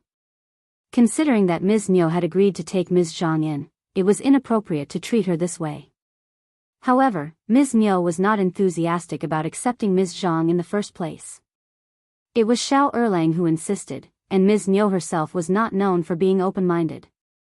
The situation was becoming increasingly chaotic, and the future appeared uncertain to all involved. Xiao Xian confided in Ms. Fang, seeking her opinion on the matter. Ms. Fang furrowed her brows and spoke abruptly, "Your second aunt-in-law is also causing trouble with her foolishness. If she chose to take her in, she should let go of the past and be more open-minded. What's the point otherwise?"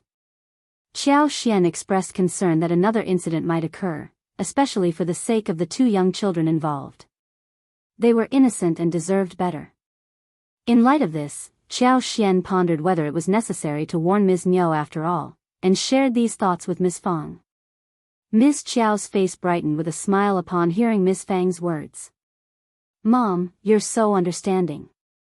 You can have a conversation with second aunt-in-law, but ultimately, it's up to her whether she wants to accept it." "Exactly. I can only provide the warning, but I can't force her to listen. Their family affairs are not my concern."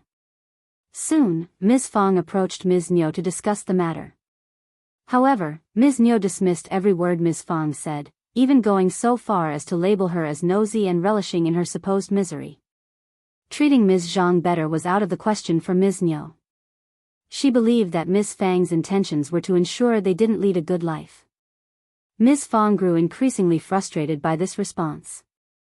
She vented her frustrations at home, only ceasing when Xiao Xian and Yang Xiaoni tried to console her. The warning had been given but not accepted. Nevertheless, they no longer felt guilty about not passing on the message. They would be cautious to avoid becoming entangled in their misfortune. The first section of the family had a good relationship with Ms. Yen. So when Ms. Yen came to visit, Yang Xiaoni discreetly offered her some reminders to be prepared. However, there was no need to inform others about this. Ms. Yen was taken aback by the revelation. Ms. Yen also recognized that her mother-in-law's behavior was excessive. She had not anticipated the potential mental distress that Ms. Zhang might experience or the possibility of her engaging in further unpredictable actions. Nevertheless, the warning served as a reminder and left her feeling uneasy. Ms. Yen nodded in agreement and assured Xiao Xian that she was aware of the situation. Admittedly, Ms. Zhang had a peculiar temperament, and under the treatment she received from Ms.Mi, she could potentially cause trouble once again. Ms. Yen, however, wanted to avoid getting entangled in the situation. She questioned why she had to be involved in the first place. Subsequently, people's attention began to shift away from Ms. Zhang as a significant event unfolded in the village. A military recruitment order had been issued for Shaoding village. The Ding family and the Xiao family were each required to send one person to join the army. Panic spread throughout the village as families with less than 2 sons became anxious. The realization that joining the army meant potential suffering and the risk of being killed in battle made everyone desperate to prevent their sons from being drafted. The only exceptions were families too impoverished to support their child or those who harbored dislike towards their own offspring. Chapter 837, Chi-S Wish You. TED by BXN0VL. C-Omicron-M. However, the villagers in this area were leading relatively comfortable lives. No families were without a home or lacked food. Consequently, the idea of getting involved in the military recruitment was met with reluctance. Unexpectedly, Chi himself proposed to join the army, catching his family off guard. It happened right after they had enjoyed a delightful dinner prepared by Xiao Xian. Everyone was taken aback, thinking they must have misheard him. Chi reiterated his proposal, and Ms. Fang immediately snapped at him, "You foolish child." She raised her hand as if to slap him, but the others intervened swiftly, preventing any harm. "Chi, don't be reckless. You can't speak of such matters so casually. Yes, we have more than enough food and clothing at home. Joining the army is extremely dangerous. Stay here with us. Going into battle as a soldier is terrifying. It's much safer to remain at home. You're still young and ignorant. Don't go, just stay with us. Listen carefully.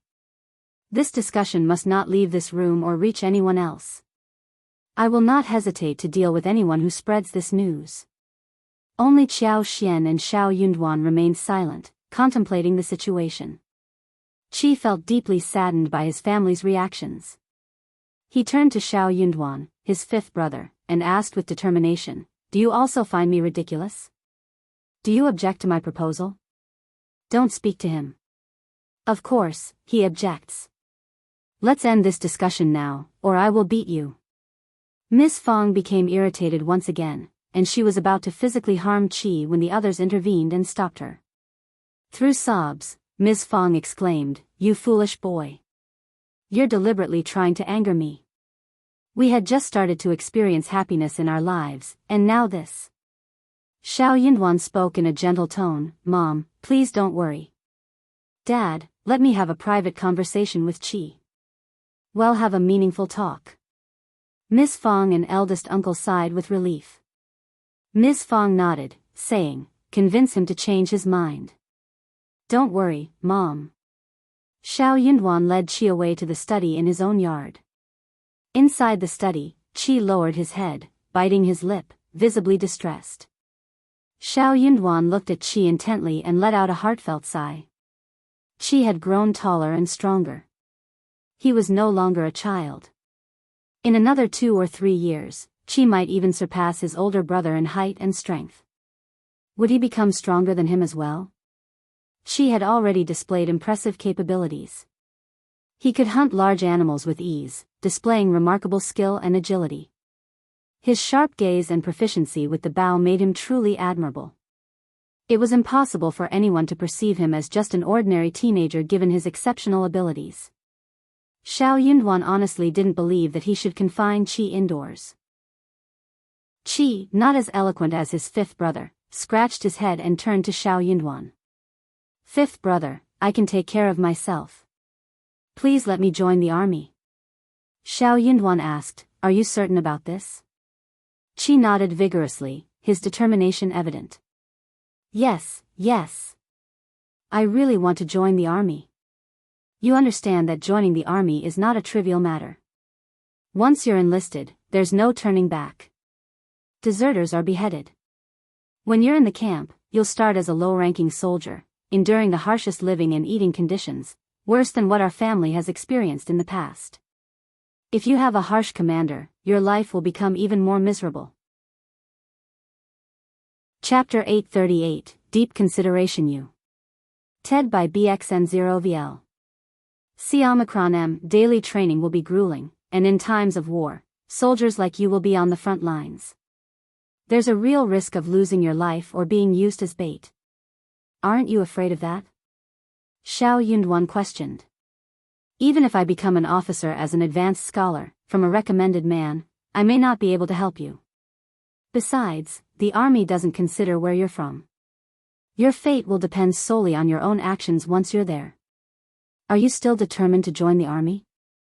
Xiao Xiaoqi was taken aback, but his hesitation only lasted for a moment before he nodded. Fifth brother, I'm not afraid. I want to join the army. I feel the need to do something meaningful with my life, or I'll regret it in the future. With you and fifth sister-in-law at home, I won't fear anything or have anything to be afraid of.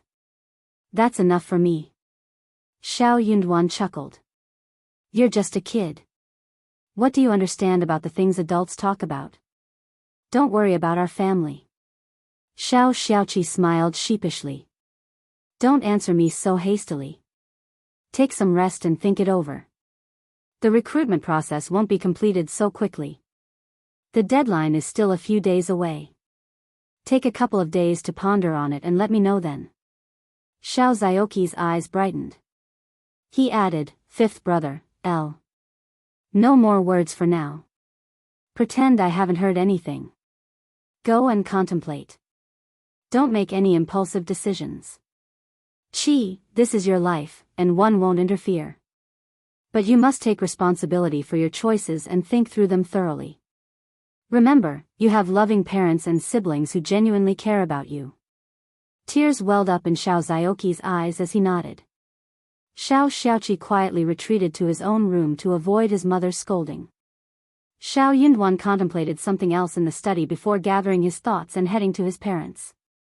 Ms. Fang anxiously inquired, Did you stop him? Where is he? Don't worry, Mom. Xiao Yunduan reassured her with a smile. Elle explained everything to him and gave him 2 more days to think it over. Mom and Dad, let's not keep nagging about this. Let's wait and see. Ms. Fang declared, one will never agree to this. He's not going anywhere. I will keep him confined to a room until the recruitment period passes. I will definitely put a stop to it. Xiao Xian remained silent, observing the conversation. Xiao Sanlang rubbed his hands together and enthusiastically agreed, stating it was a brilliant idea. They should indeed do that. Xiao Yunduan sighed helplessly. Qi is a grown man, not an object to be controlled.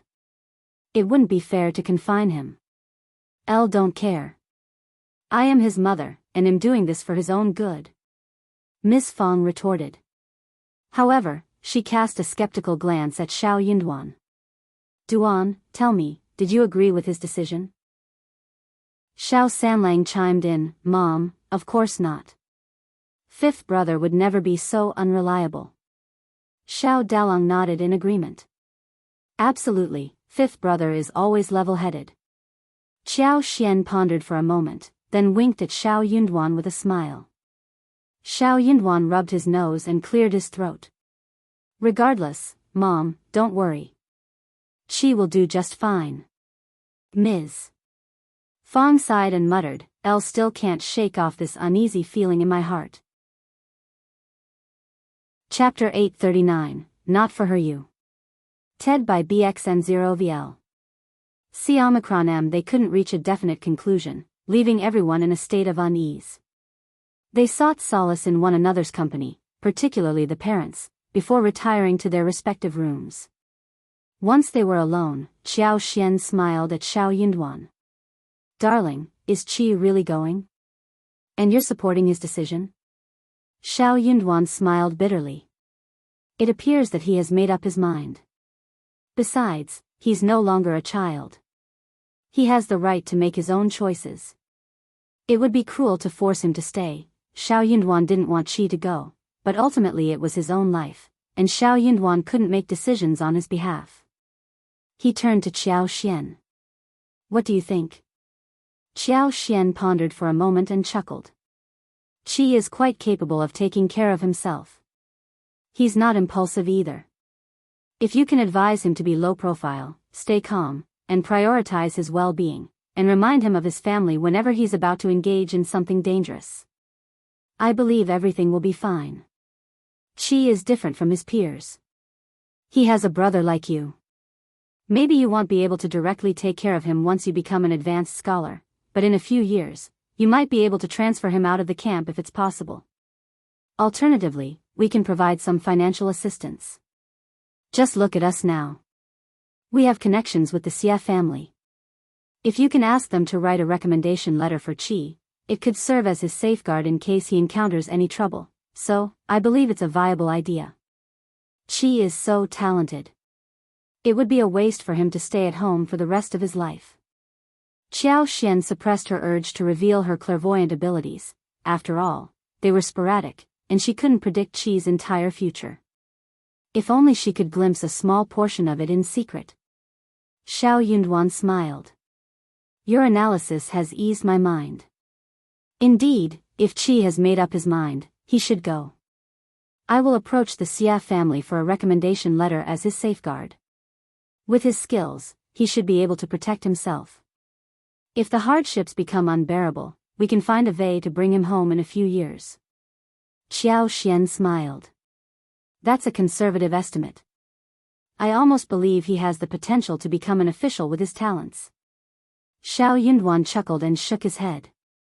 "That might not be necessary. The most important thing is that he remains safe and well." Xiao Xian inquired, "So, how do you plan to break this news to our parents?" Xiao Yunduan. That was indeed a troublesome task. Xiao Xian shook her head and raised her hands. "Don't look at me. I'm not going to do it." It was evident that anyone who brought up this topic would face scolding, including Xiao Yunduan. Xiao Xian had no intention of taking on such a task. Xiao Yunduan was torn between amusement and exasperation. "Of course not you, my dear. I will handle it." He wouldn't allow her to be scolded.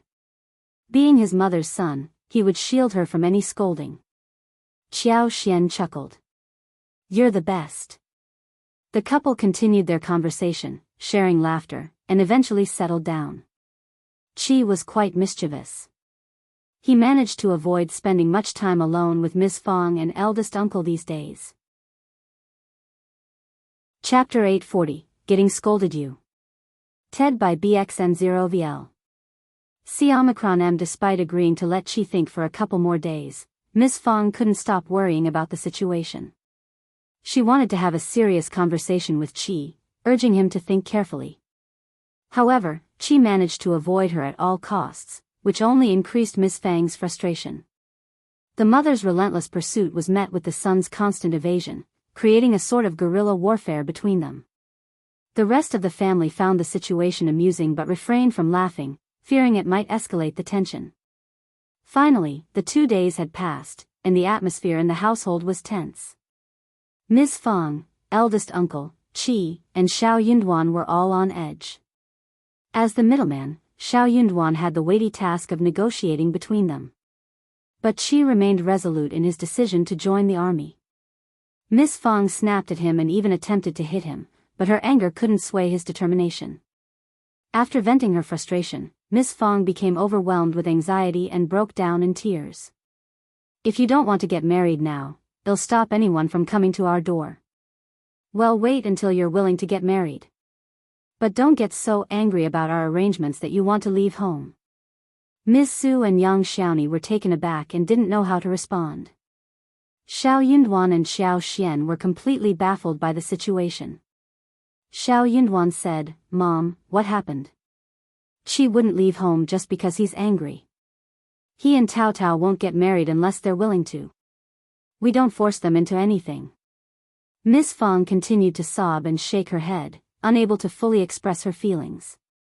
Sensing her distress, Yang Xiaoni decided to share her insights. Yang Xiaoni explained that Qi was no longer young, and as he grew older, many suitors came to the door seeking a marriage arrangement. This had motivated Miss Fang to explore potential matches for him. After all, good suitors were not always easy to find.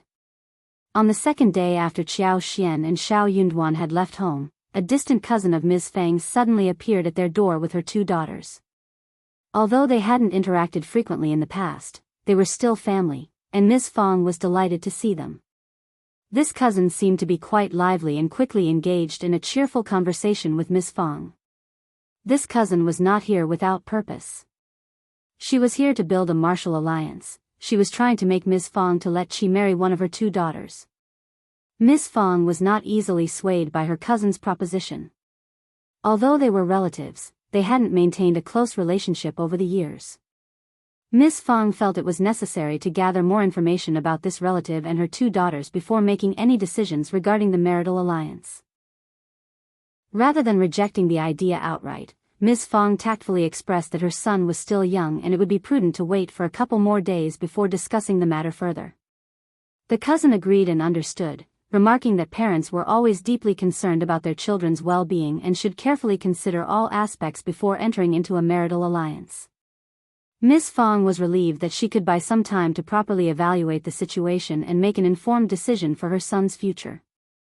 She wanted to ensure that any potential match would be suitable and compatible, taking into account both personal and family considerations. Chapter 841, Deep Night U. TED by BXN0VL. C-M. After hearing that, Miss Fang felt a pang of guilt and realized that she had been too harsh with her cousin. It seemed that her cousin was actually quite reasonable and level-headed. The 2 nieces appeared to be quiet, gentle, and even attractive. Perhaps they could be a suitable choice after all. Nis. Fang was almost ready to make a decision.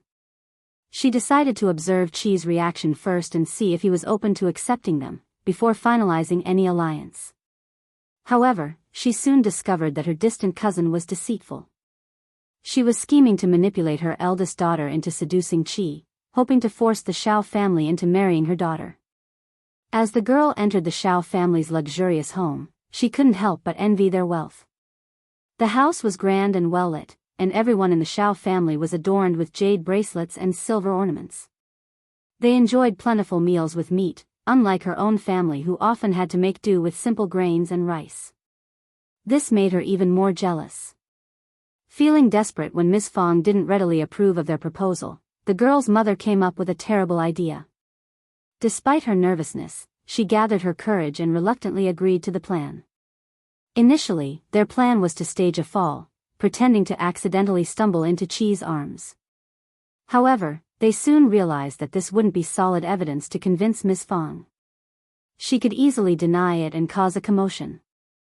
It was clear that Miss Fang had reservations about them, which made her unwilling to proceed. If they only relied on a staged fall, she could easily dismiss it and create a fuss about the incident. Only when the girl's reputation was completely ruined would their deceitful plan have a chance of success. That evening, after dinner, the girl made an excuse to retire early to her guest room. However, instead of sleeping, she sneaked into Qi's yard and eventually into his room. Qi had his own yard, and his room's door was left unlocked, even during the night. It was an easy task for the girl to enter unnoticed. Coincidentally, earlier in the day, Miss Fong had left Chi's blankets out in the sun to air but had forgotten to bring them back to his room. As Chi carried the blankets back to his bedroom, Miss Fong accompanied him, holding a lamp to light their way. Upon entering the room, they noticed a silhouette projected on the wall. At first, they were startled, but they quickly regained their composure. Chi, known for his bravery and skill in handling crises, silently gestured to Miss Fong, urging her to stay calm. With careful steps, Chi approached and grasped the object responsible for the silhouette. The girl, caught off guard by Chi's presence, let out a scream of fright. Both Miss Fong and Chi were taken aback by the unexpected situation unfolding before them. Their shock intensified upon realizing the girl's late-night presence. What could she possibly be doing here at such a time? Soon, realization dawned upon Miss Fong, and a wave of embarrassment flushed over her. Chi, on the other hand, was instantly overcome with a mixture of anger and embarrassment. It became clear to both of them that this girl had deliberately snuck into an unmarried man's room and concealed herself in the corner with a specific motive in mind. Meanwhile, the cousin who had orchestrated this plan had been extremely anxious and completely focused on the task at hand. Although the Xiao family had a sizable yard, it was not as expansive as those belonging to true noble and affluent families. Considering the proximity of the rooms, if a scream were to erupt, it would undoubtedly reach the ears of the other family members. Chapter 842, A Trick You. TED by BXN0VL. C-M. The entire family was taken aback by the events unfolding before them. Upon hearing her daughter's genuine scream, the cousin felt a mix of surprise and inner satisfaction. The authenticity of the scream delighted her, as it seemed her daughter had played her part convincingly. Xiao Xiaoqi, despite his gentle and introverted demeanor, had surprised the cousin with his apparent eagerness. It served as a reminder not to judge people solely based on their outward appearance. The cousin's pride swelled within her, fueling her next actions. Hastily, she rushed forward, not even taking a moment to clearly assess the situation behind the door. "Oh, my poor girl. You must have been mistreated. I will seek justice for you and ensure you don't suffer any longer." Ah. Before she could finish her words, a forceful slap landed on her face. Miss Fong, pointing accusatorily at her, screamed in outrage, "Why are you screaming? What justice are you talking about? I demand an explanation as to why your daughter is in my son's room. What devious plans have you concocted, you shameless woman?" Startled, the cousin finally noticed Miss Fang's presence. Her face filled with astonishment as she covered her stinging cheek, momentarily ignoring the pain. "Cousin, what are you doing here?" With a sneer, Miss Fong retorted, "I was here, holding the lamp for my son. Of course, I am here. Thankfully, I am here, or else my son would have fallen into your trap." The cousin was taken aback, turning instinctively to look at her daughter, seeking answers in her eyes. It was only in that moment that the cousin realized her daughter's panic had been genuine, causing a surge of regret to wash over her. Caught red-handed by Miss Fong, the cousin found herself in a powerless position. As an outsider to the village, she was at a significant disadvantage compared to Miss Fong, who was the mother of the provincial champion.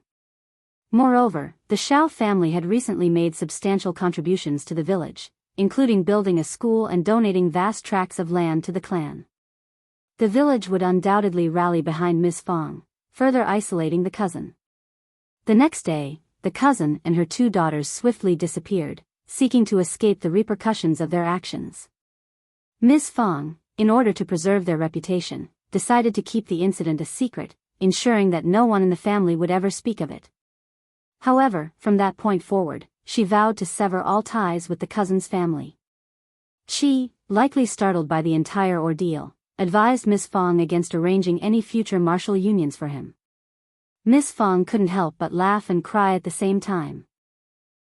She refused to let Chi entertain such thoughts and resolved to find a suitable suitor, promising herself that such a situation would never occur again. She had no choice but to comply and refrain from mentioning the incident any further. However, on this particular day, Ms. Fang spoke of the incident, even entertaining the belief that she had chosen to leave home and join the army to evade any future marital arrangements. The rest of the family was left dumbfounded upon hearing this conjecture, unsure of how to respond. Eldest uncle remained silent, his disapproval evident on his somber face. Feeling helpless, Qi turned to Xiao Yunduan, his expression filled with longing and desperation. Xiao Yunduan let out a heavy sigh, his head throbbing with the weight of the situation. He decided to lead Ms. Fang and eldest uncle into the hall, seeking a private space for a conversation. Inside the hall, faint murmurs of argument could be heard, but they quickly gave way to Ms. Fang's heart-wrenching sobs. Qi felt a profound sense of sadness wash over him, and his head drooped gradually. He began to consider the possibility of relinquishing his desire to join the army if it meant alleviating his mother's distress and waiting for another opportunity in the future. However, Xiao Yunduan, through his persuasive efforts, managed to sway eldest uncle and Ms. Fang. With a sudden burst of emotion, Ms. Fang rushed out of the hall, engulfing Qi in a tight embrace. Amidst her tears, she cried, "Qi, remember that we are all eagerly awaiting your safe return. Take care of yourself and come back home unharmed." Chapter 843, Agreement Utted by Bexenville. Xiaomicron Mzioki's eyes lit up with joy upon hearing his parents' agreement. "Mom, Dad, you agreed?" Ms. Fang and eldest uncle couldn't help but feel a pang of bitterness as they witnessed their son's elation upon receiving their approval. They realized that Qi truly desired to join the army, and it wouldn't be fair to confine him at home. They had to let him pursue his aspirations. "Yes, we did. Just remember to stay safe and come back unharmed," eldest uncle affirmed. A tinge of sadness crept into Xiao Zioki's expression. He nodded earnestly. "Mom, Dad, don't worry. I will take care of myself and return home safe and sound." Okay. That's good to hear."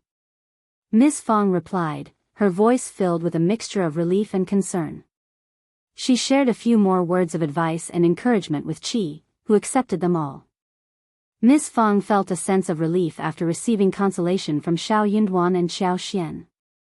Xiao Sanlang and Xiao Dalong were taken aback by their fifth brother's support for Qi. They hadn't expected him to side with Qi in this matter.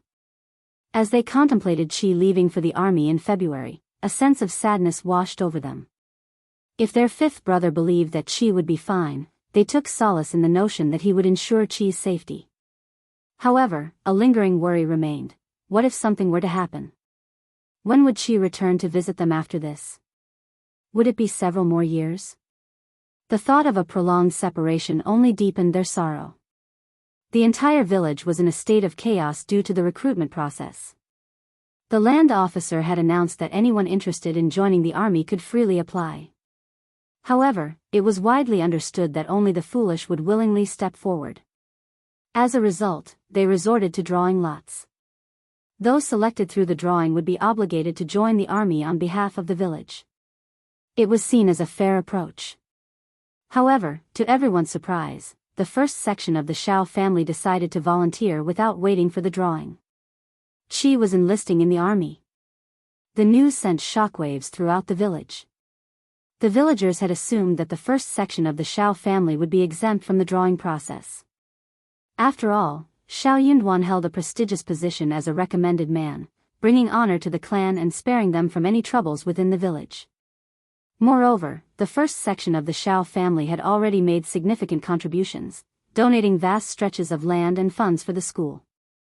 These acts of generosity had earned them a level of respect and exemption from the drawing. However, those who voiced their dissent were expected to make their own contributions in the form of donations towards the fields and school before they were allowed to express their opinions. They had made such significant contributions to the village, and it was only fitting that they received certain privileges in return.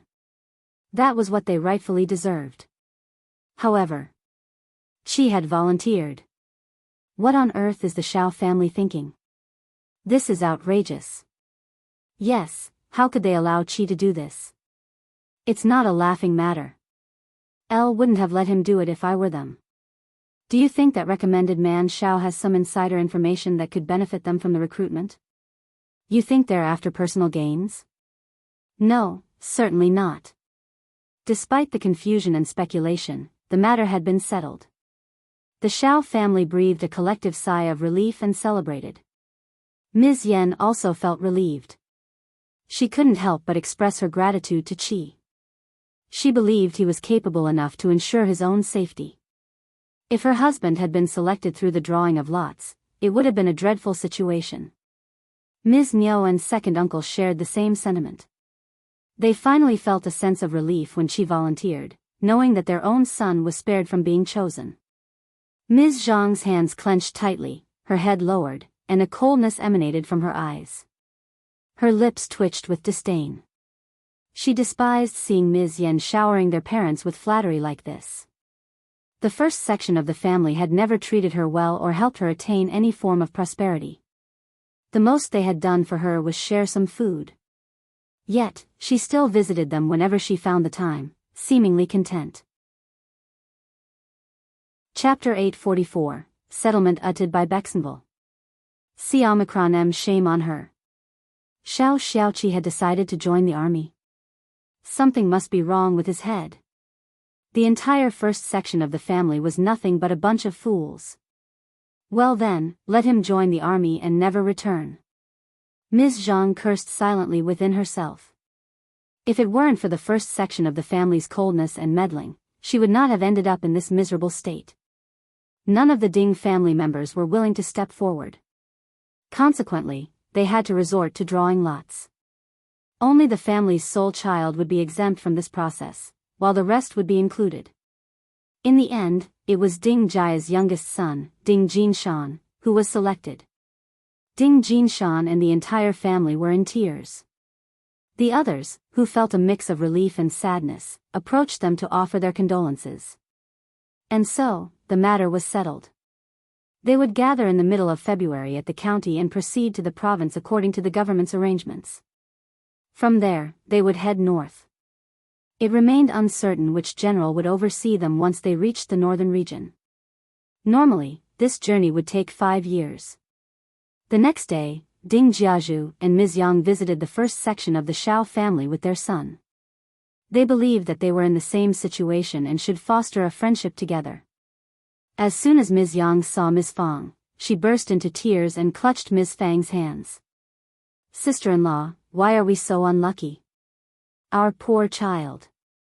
Ms. Fang's expression changed, and she became displeased. She withdrew her hands and forced a smile. "Stop crying. Our sons will be fine. Perhaps they will return as officials, bringing us great honor, right?" Ms. Fang didn't actually expect Qi to become an official, she simply wanted her son to return home safely. But Ms. Yang's words seemed to carry a sense of bad luck, and she was trying to counteract that with her own optimistic remark. Ms. Yang realized that she had misspoken, feeling a bit embarrassed. However, her eyes suddenly brightened.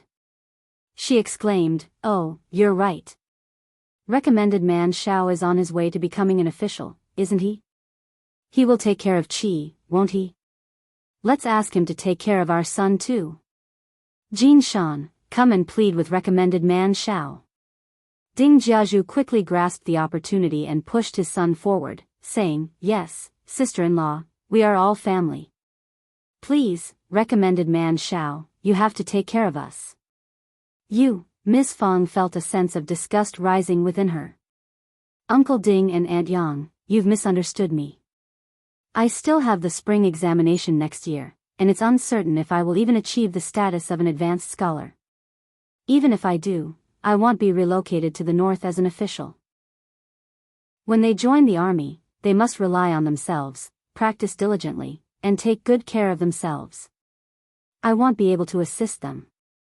Ding Jiazhu wasn't entirely convinced. "Really? Then why did you allow Qi to join the army?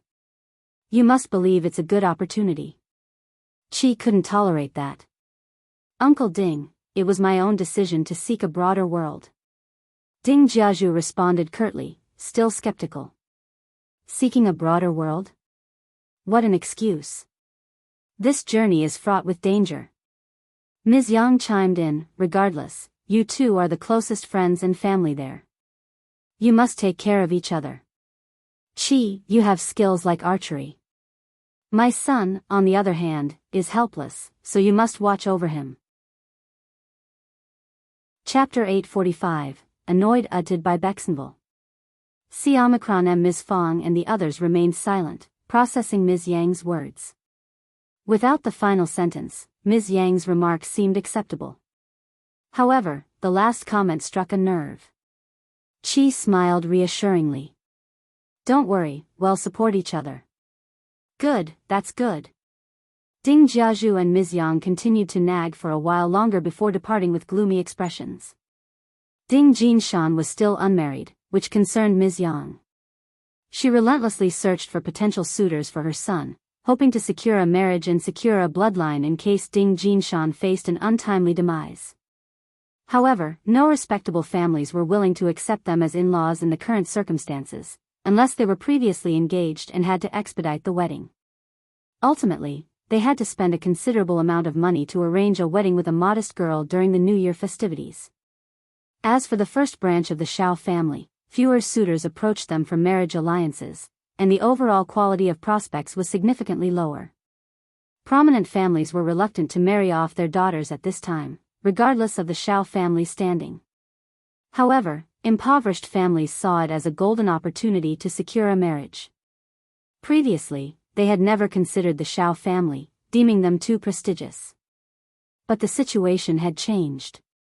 Xiao Xiaoqi would soon be joining the army, with uncertainty regarding his return from the battlefield. Consequently, respectable families were unwilling to form a marital union, leaving an opening for families of lesser standing. The Xiao family grew increasingly anxious to find a suitable bride for Xiao Xiaoqi, ensuring the continuation of their bloodline. Nis. Fang was infuriated. She became so angry that she forcefully expelled the matchmaker who had brought a gambler's daughter as a potential bride for Qi. Ms. Fang snapped, declaring that Qi was not getting married and that they had not been consulted about the matter. Her outburst was seen as irrational by some elderly men from the clan. They suggested that if something were to happen to Qi, at least he could have a child to carry on the family line. Ms. Fang felt a pang in her heart, but eldest uncle found the suggestion reasonable. He added his own input, which sparked a heated argument with Ms. Fang. The other family members intervened to stop the fight, and Qi himself expressed that he did not feel the need to get married at the moment. The whole issue was eventually dropped.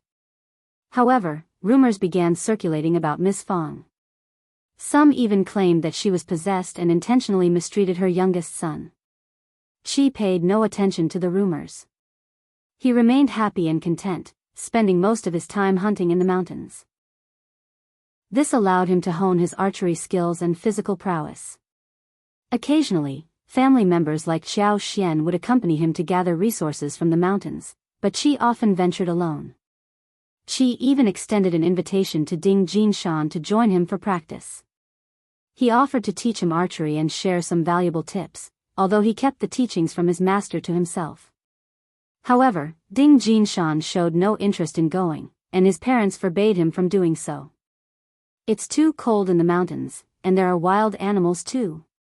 It's too dangerous, his parents protested. What's the point of practicing now? You have plenty of time to train in the military camp. It's better to rest at home, they insisted. Chapter 846, Grownup uttered by Bexenville. Xianxia was at a loss for words, unable to express his thoughts further. He had exerted great effort to assist Ding Jinshan, but it appeared that his fellow villager was resistant to his help. This distressed Qi, as he realized that Ding Jinshan's negative attitude could cause problems once they arrived at the military camp. Qi felt a tinge of embarrassment, unsure of how to handle the situation. In his desperation, he turned to his fifth brother, Xiao Yunduan, seeking guidance. Xiao Yunduan felt a sense of satisfaction, recognizing that Qi had matured and was no longer a child. However, instead of directly providing him with an answer, Xiao Yunduan chose to steer Qi towards finding his own solution.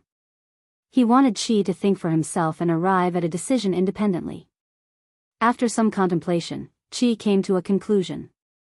The following day, Xiao Yunduan spoke, "Once we are both at the military camp, One will take care of Ding Jinshan to the best of my abilities. One will talk to him and assist him as long as I can. However, I won't allow him to become a burden to me.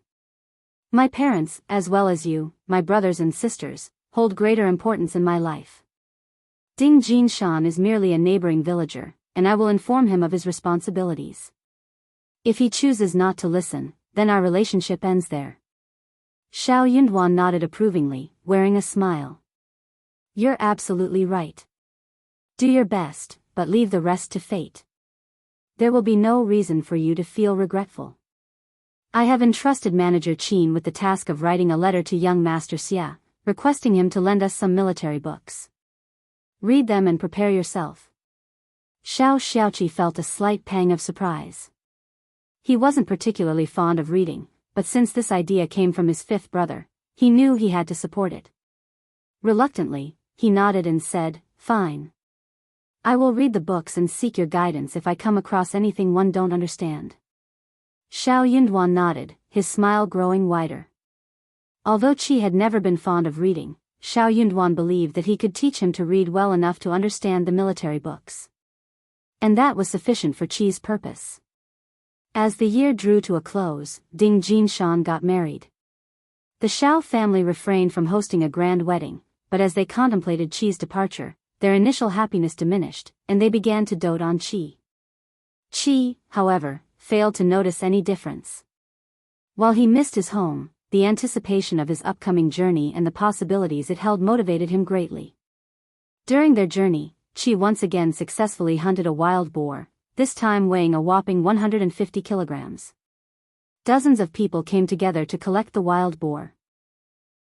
Qi and the other villagers had encountered wild boars before, but none as massive as this one.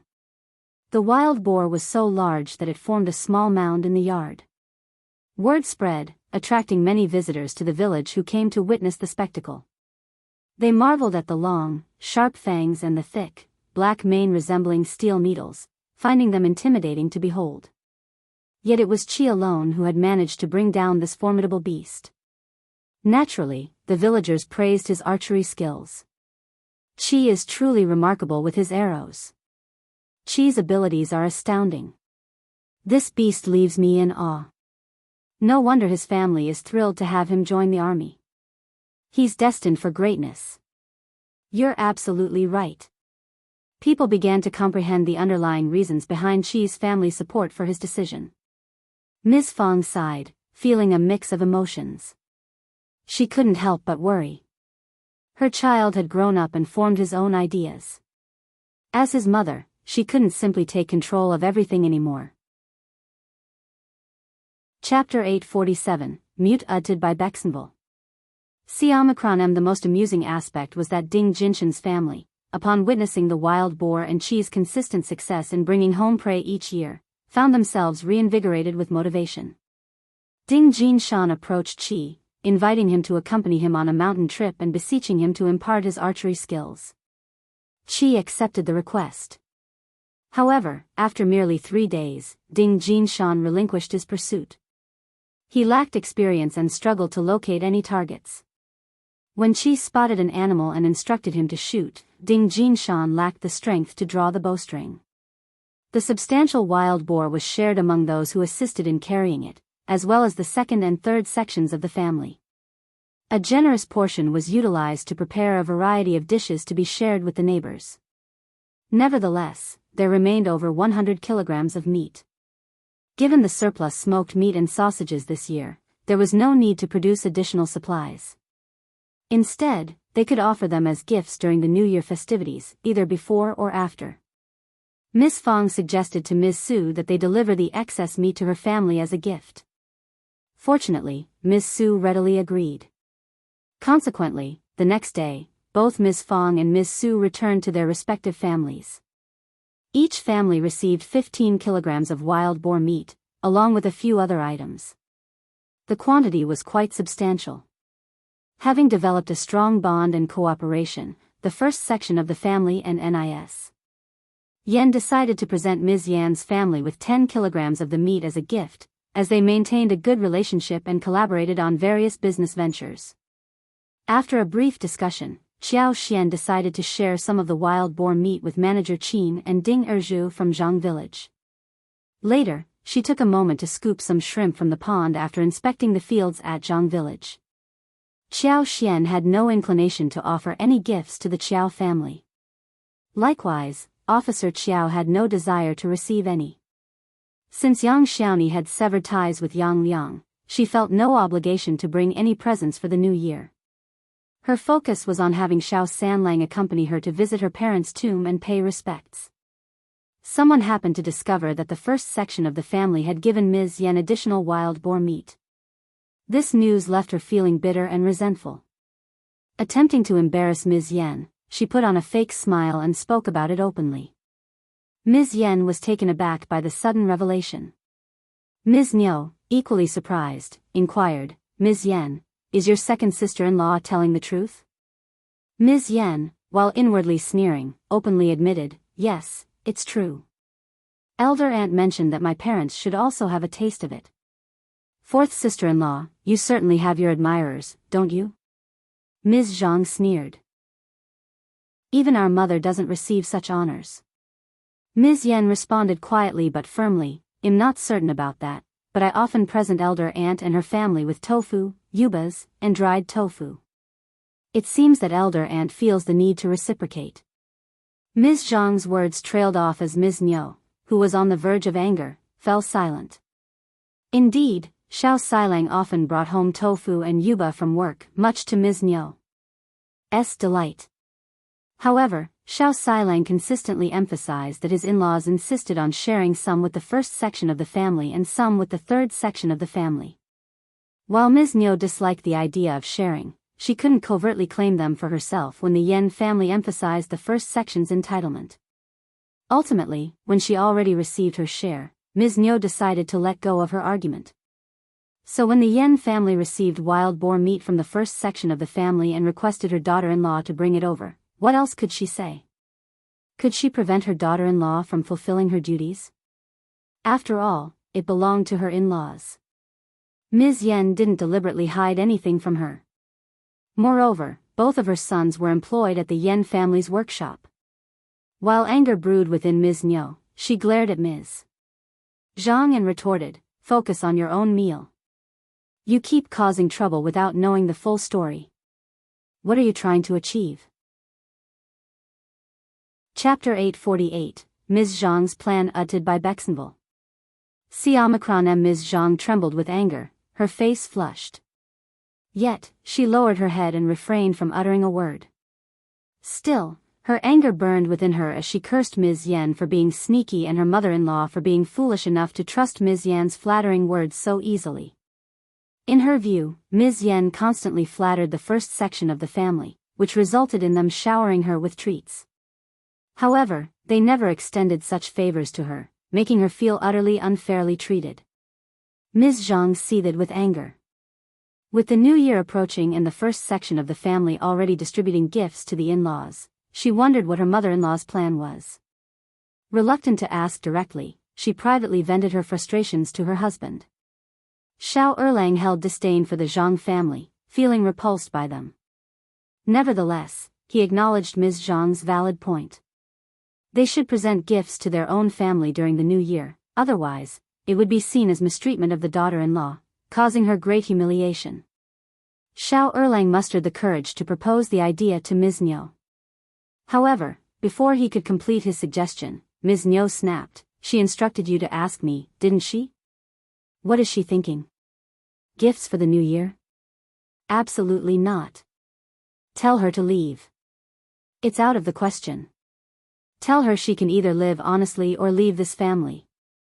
Xiao Erlang panicked, attempting to defend Ms. Zhang, but even his own words sounded unreasonable to his ears. Ultimately, he was scolded by his mother, failing to protect his wife. Ms. Zhang cried, overcome by a mix of sadness and anger. Weren't they supposed to forgive her for what had happened? It was all a lie. No one had forgotten that incident or truly forgiven her. She could sense that her husband still harbored resentment against her whenever the incident was brought up. But it wasn't her fault. Not at all. They were at fault too. Ms. Zhang no longer dared to mention the gifts to her mother, which filled her with guilt. However, Ms.Mi kept her away from anything valuable, and she couldn't even sneak anything out. Out of pity, Xiao Erlang managed to give her some extra money. But it was so little, merely 3 qian, barely enough for anything. While Xiao Erlang earned a decent income each month, Ms.Mi never shared any money with her. The thought of that irritated Ms. Zhang even more. She believed that since her husband earned the money, she deserved to receive 1/3 of his earnings. Wasn't that how it worked with the first section of the family? They put half of what they earned into shared savings and kept the other half. Frustrated and enraged, she conceived an idea when she overheard Ms.Mi discussing Xiao Miling's upcoming marriage. It was said that Xiao Miling's fiancé would visit in a few days. Ms. Zhang contemplated causing some trouble. She had done it before and was already disliked. If her plan failed, she would be doomed. Ms.Mi would never forgive her again. And that wretched Ms. Yan would only add fuel to the fire, yet, every time she saw Ms.Mi, Ms. Yan, and the first section of the family, Ms. Zhang couldn't control her anger. Her heart burned with fiery hatred. It was a wretched and miserable feeling. She couldn't sleep, tormented day and night. After contemplating for a while and refining her plan repeatedly, Ms. Zhang finally decided to set her scheme in motion. She found her excuses and explanations prepared, ready to ignite the trouble she had in mind. Chapter 849, Not Deserving Utted by Bexenville. Xiamacron on that day, Ms. Zhang intercepted Xiao Miling when she was in a good mood and casually mentioned her fiancé's upcoming visit before the new year. Xiao Miling blushed upon hearing Yuezheng's name. Ms. Zhang sneered inwardly but sighed dramatically, "I've heard about the Yu family, such a pity." Xiao Miling grew slightly furious, staring at Ms. Zhang. "What do you mean?" Ms. Zhang responded, "It's quite obvious. Xiao Yunduan has become a provincial champion, soon to become an advanced scholar and an official. His father-in-law already holds a government position. He's destined for a promising future. You're his cousin, but you come from a different background. Now your 2 brothers are making money, and your life is going to improve. However, you got engaged too early. If you had started seeking a suitor now, you might have had many suitors vying for your attention. Look at your elder aunt. She's so clever that she hasn't even engaged Tao Tao yet. She wants to wait until Xiao Yunduan becomes an advanced scholar and find her a suitor, perhaps someone from a wealthy family. She's quite calculating, isn't she? But she's Tao Tao's mother, after all.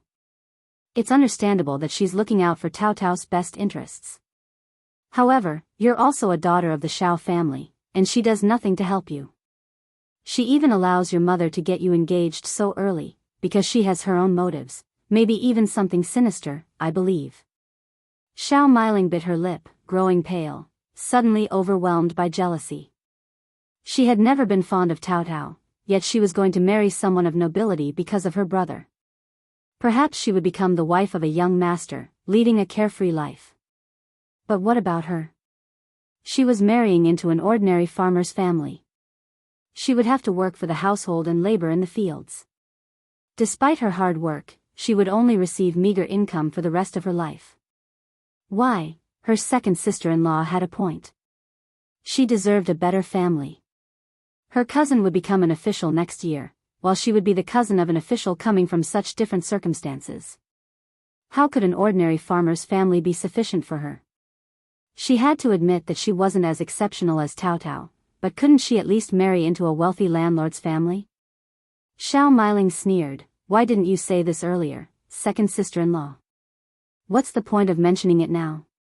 They were already engaged. Xiao Miling felt even more miserable. Nis.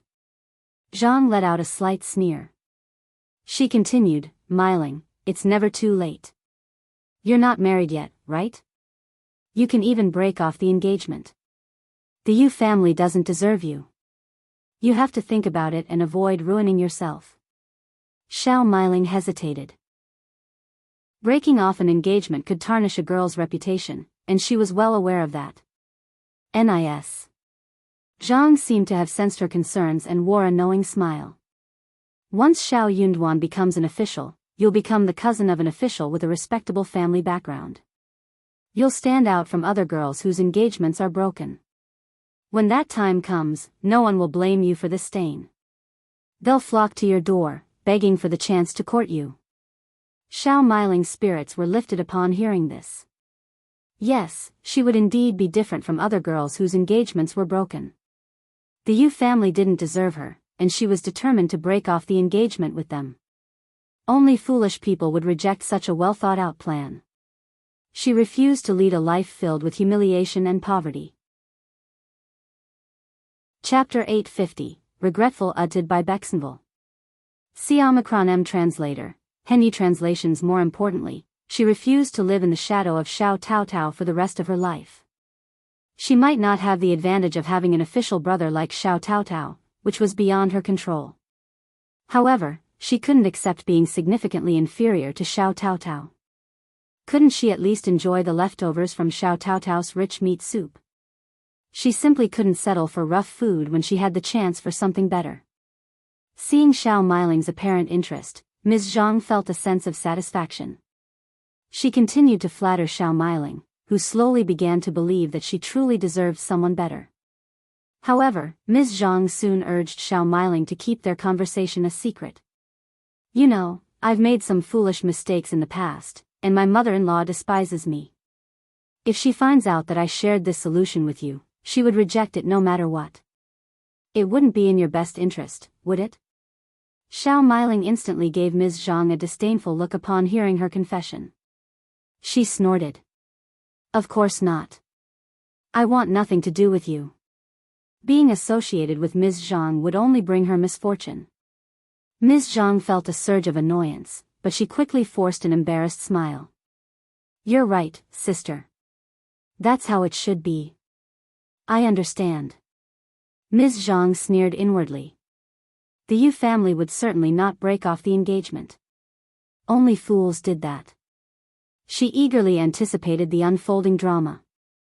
If they didn't allow her to live a peaceful life, she wouldn't let them have one either. As expected, Xiao Miling went to Ms.Mi and tearfully announced that she no longer wanted to marry into the Yu family. She cried and vented her grievances. Then, Xiao Miling revealed to Ms.Mi what she had learned from Ms. Zhang, leaving Ms.Mi filled with regret and hesitation. If only she had known that Xiao Yunduan would become the provincial champion, she wouldn't have rushed to find a suitor for Xiao Miling so soon. Once Xiao Yunduan achieved the title of advanced scholar and obtained an official position, there would surely be numerous better families for them to consider, Nis. Nyo felt a deep sense of regret as these thoughts consumed her. She began to question whether the Yu family was truly suitable for them. She also expressed her grievances toward the first section of the family. The first section of the family should have known about Xiao Yunduan's talent and potential to become a recommended candidate. Yet, Ms. Fang remained silent. How terrible. And as for their elder brother, all he did was talk without taking any action. He failed to provide them with any updates or information, nearly jeopardizing Miling's future, Nis. Nyo pondered over the situation repeatedly, feeling confused and troubled. Eventually, she sought out her second uncle and asked for his advice. Second uncle blamed her, stating that the engagement had already been arranged and the wedding was scheduled to take place shortly after the new year, or at the latest, by the end of the following year. Breaking off the engagement so easily would tarnish their daughter's reputation. However, second uncle fell silent after hearing Ms. Nyo's analysis.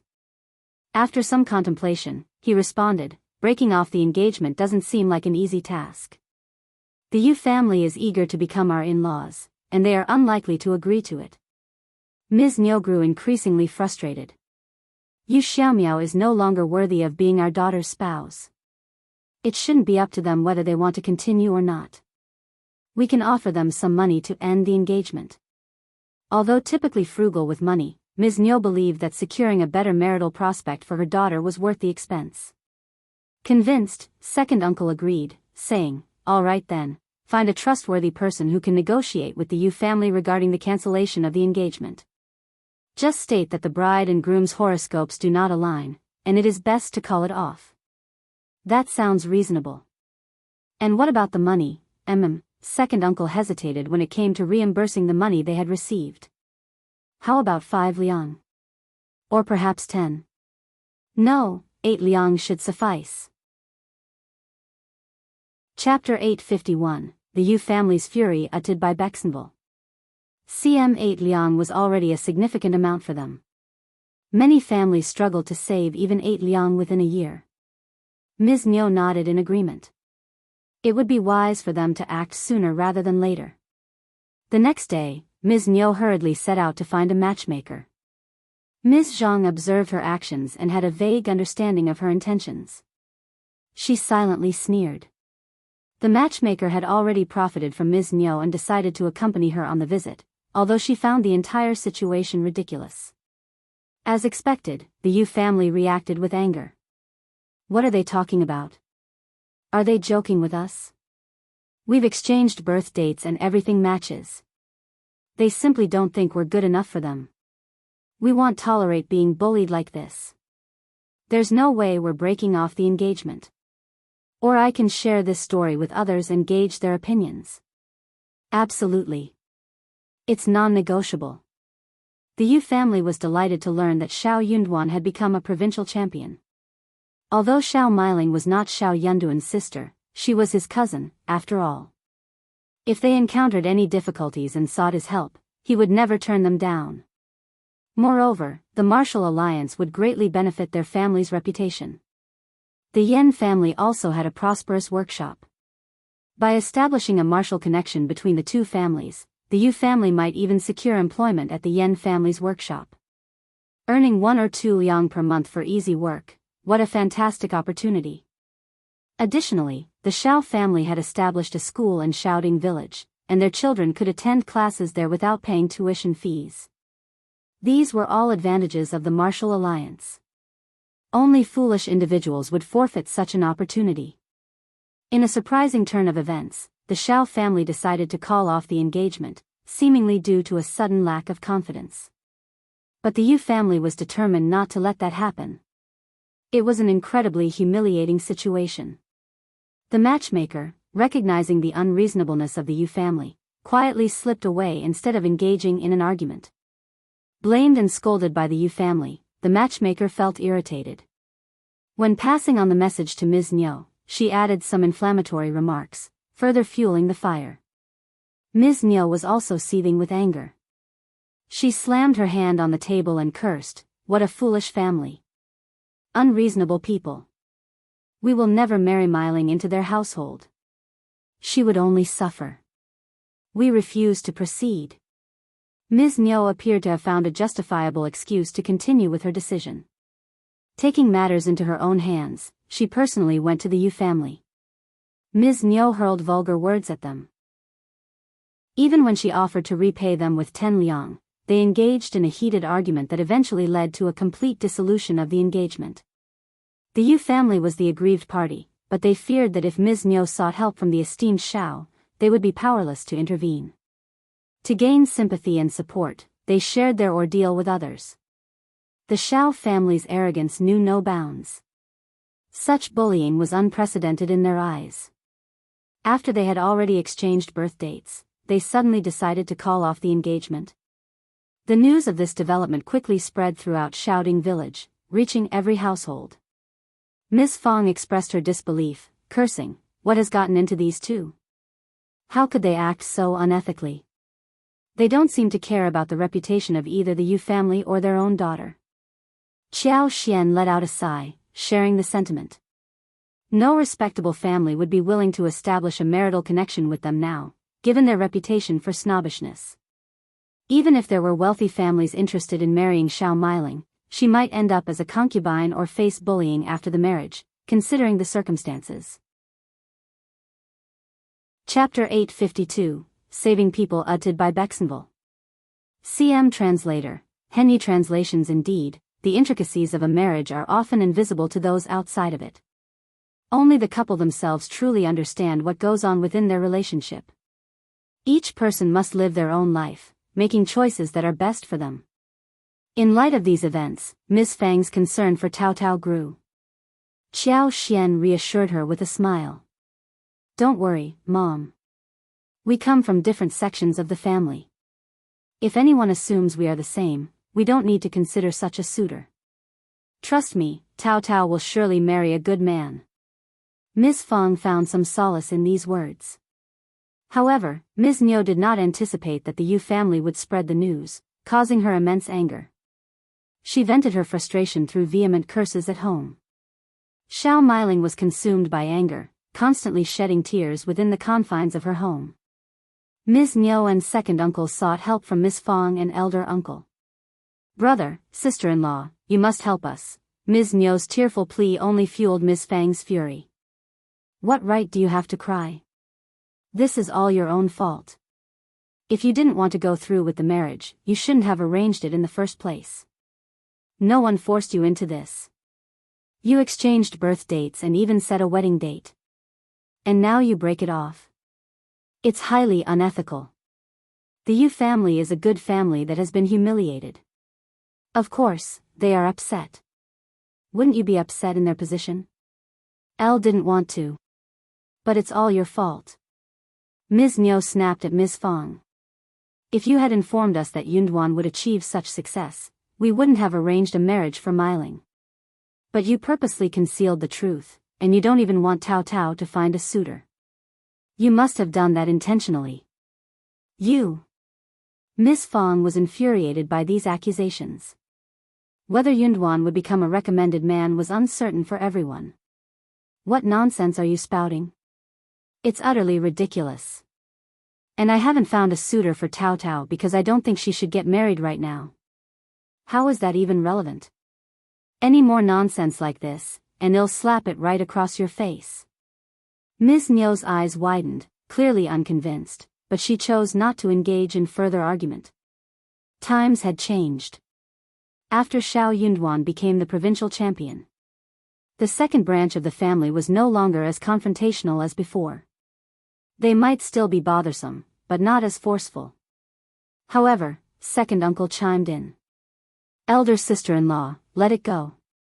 It's already over. But you must help Miling, or her life will be ruined. Yes, that's exactly what one mean. The Yu family is nothing but bullies. They're spreading these stories just to tarnish Miling's reputation. They were never a suitable match anyway. Absolutely true. Seeing the couple agree with each other in a reasonable manner, Ms. Fang was too exhausted to make any further complaints.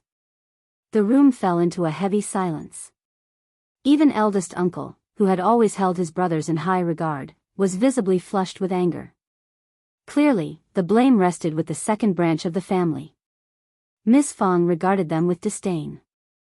So, your daughter is the only one with a reputation to protect? What about their son? You exchanged birth dates, and the wedding date was about to be finalized. And now, you want to break off the engagement? How can that be considered reasonable? Furthermore, they seem to be expecting Xiao Yunduan to come to their defense, as if he held some influence. Ms. Fang retorted, you initiated the engagement, so it's your responsibility. You have to resolve the matter with the Yu family yourselves. We can't be of any assistance. And neither can Yunduan. What do you expect from him? To use his position to bully the weak? He would never engage in such unethical behavior. Chapter 853, Unethical, uttered by Bexenville. CM eldest uncle felt a sense of pity for Xiao Miling, unaware that Ms.Zhang had influenced her with the idea. He had intended to interject, but halted upon hearing Ms. Fang's words. It was clear that this couple had come to their doorstep not seeking the help of ordinary people like him and Ms. Fang, but rather aiming for Yunduan's assistance. As he contemplated this, eldest uncle grew increasingly uneasy, realizing that they were trying to manipulate Yunduan into using his limited authority to retaliate against the other family. This deeply troubled him. Such behavior was unquestionably unethical. That's not what we mean. Second uncle and Ms. Niu didn't dare to admit it. This marriage isn't a good match, and we have every right to call it off. We even offered to pay them back 10 liang, but they still refused to let go. Now the whole situation has become public, and Miling will suffer greatly if she marries into that family. Elder brother, elder sister-in-law, you've seen Miling grow up. You can't just abandon her like this, can you? Miss Fang sneered. But you are the ones who created this mess. It's utterly unreasonable to expect us to take over and clean it up. Elder uncle carefully pondered the situation before speaking up. Miss Fang, let's calm ourselves down. There's no use complaining when things have already reached this point. We need to come up with a solution to prevent Miling's life from being ruined. True, elder brother is right. Nis. Nyo and second uncle nodded in agreement. Miss Fang sneered inwardly, convinced that Miling's life was already in ruins. If only Miling had the capacity to comprehend it, she would have despised her parents for their actions. Miss Fang chimed in, what if Ms. Qiao and I accompany you to the Yu family and help you reconcile, so that the two families can reunite? No, that wouldn't work. Why not? Miling will be subjected to bullying in such a situation. Then let the Yu family make a promise. Yunduan should be able to help you. We can all live in peace, and if anyone bullies Miling and the news reaches us, we won't forgive them for it. Elder uncle's eyes lit up, and he added, I think it's a good idea. Whenever you have the opportunity, ask Miling how she feels about it. We will seek justice for any girls who are bullied, within our family, of course. If Miling faces any mistreatment, Yunduan can step in. What do you think, brother and sister-in-law? I believe it's a reasonable solution. The Yu family isn't foolish enough to intentionally harm Miling. Ms. Nyo and second uncle exchanged a bewildered glance with each other. This wasn't what they had intended. They had wanted to break off the engagement. However, Ms. Fang had already spoken resolutely, and elder uncle had agreed. Xiao Yunduan would likely heed his parents' advice as well. Ms. Nyo and second uncle gritted their teeth in anger, their words failing them. Elder brother and elder sister-in-law are so heartless. They must have deliberately orchestrated this. They don't want a bright future for Miling. This is all your fault. Why did you rush into making a decision about Miling's engagement? Damn you. Miling is no longer a child. She's old enough to have suitors. I had no idea that Yunduan would become a provincial champion or hold an official position. If I had known, one would have called off the engagement. It's all because of elder sister-in-law concealing everything from us. Chapter 854, Braver Utted by Bexenville. CM Ms. Nyo and second uncle sighed repeatedly, feeling distressed and helpless. Xiao Miling, on the other hand, was seething with anger and disappointment upon hearing the outcome. She cried incessantly and threw tantrums, declaring that she would rather die than marry into the Yu family. She couldn't bear to see Xiao Taotao living a better life than her. Nis. Nyo and second uncle were somewhat swayed by their daughter's intense reaction. Their already negative opinion of the marriage worsened as they witnessed her emotional turmoil. But if the first section of the family refused to offer any assistance, what options did they have? The couple frowned, constantly mulling over the dire situation. Meanwhile, Ms.Zhang couldn't help but sneer inwardly, reveling in the chaos that had befallen the family, thanks to her cunning manipulation. Feeling a surge of arrogance, she concluded that her mother-in-law's family was utterly foolish, oblivious to being deceived. Encouraged by her perceived superiority, Ms. Zhang grew bolder and conceived another idea. The Yu family doesn't want to break off the engagement because they see our family as promising, hoping to gain benefits from us. But you are fifth cousin's cousin, and Tao Tao is his real sister. If he could marry Tao Tao, I believe the Yu family would gladly accept. What are you implying? Do you think I'm inferior to Tao Tao? Xiao Miling snapped. Ms. Zhang said, absolutely not. You've misunderstood me. One believe you are far superior to Tao Tao. What I meant was that the Yu family would see marrying Tao Tao as a more advantageous arrangement for them, as they could benefit more from it. Xiao Miling snorted, clearly displeased with the situation.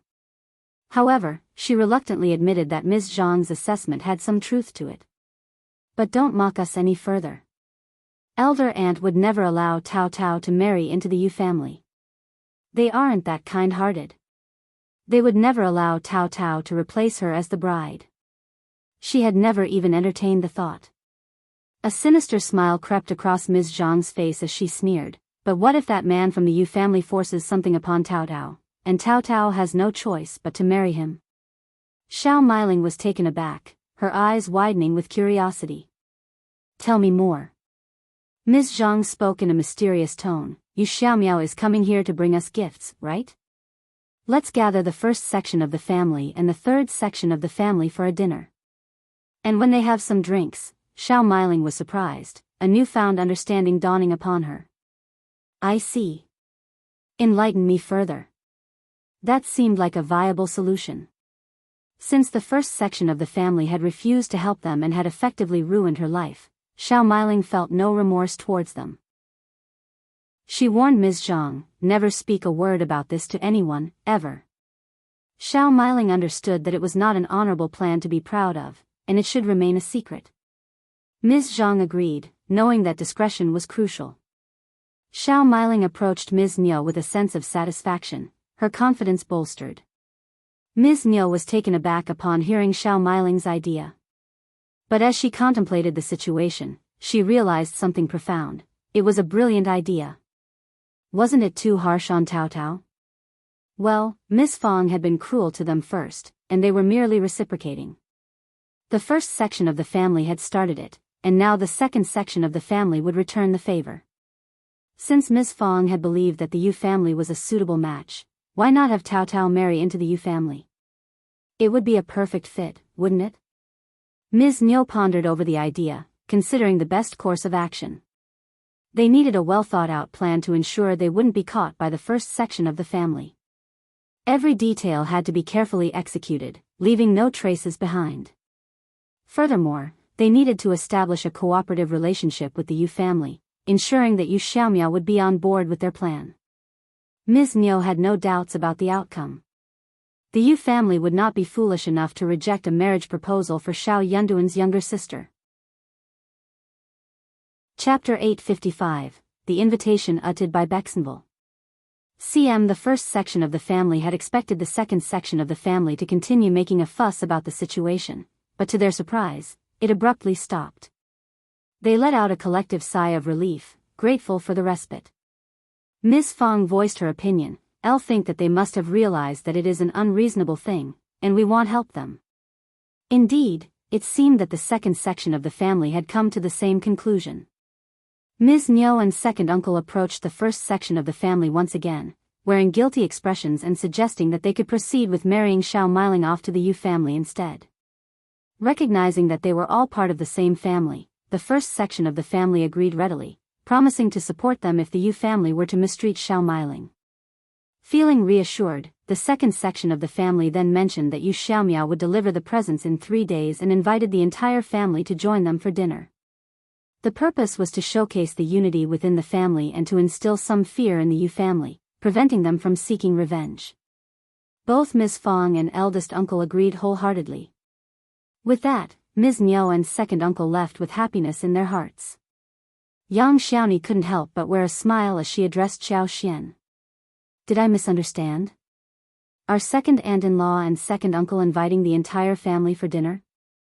I thought it would only be our parents, fifth sister-in-law, and fifth brother. Xiao Xian chuckled, acknowledging that her third sister-in-law had a point. The second section of the family wasn't known for their generosity, so it was unexpected for them to invite the entire family instead of just the key members. Considering the first section of the family had a large number of people, including children, it would certainly be a bustling affair. Xiao Xian jokingly remarked, maybe second aunt-in-law and second uncle are feeling quite guilty and want as many of us as possible to support them when facing the Yu family. The idea sounded plausible to both of them.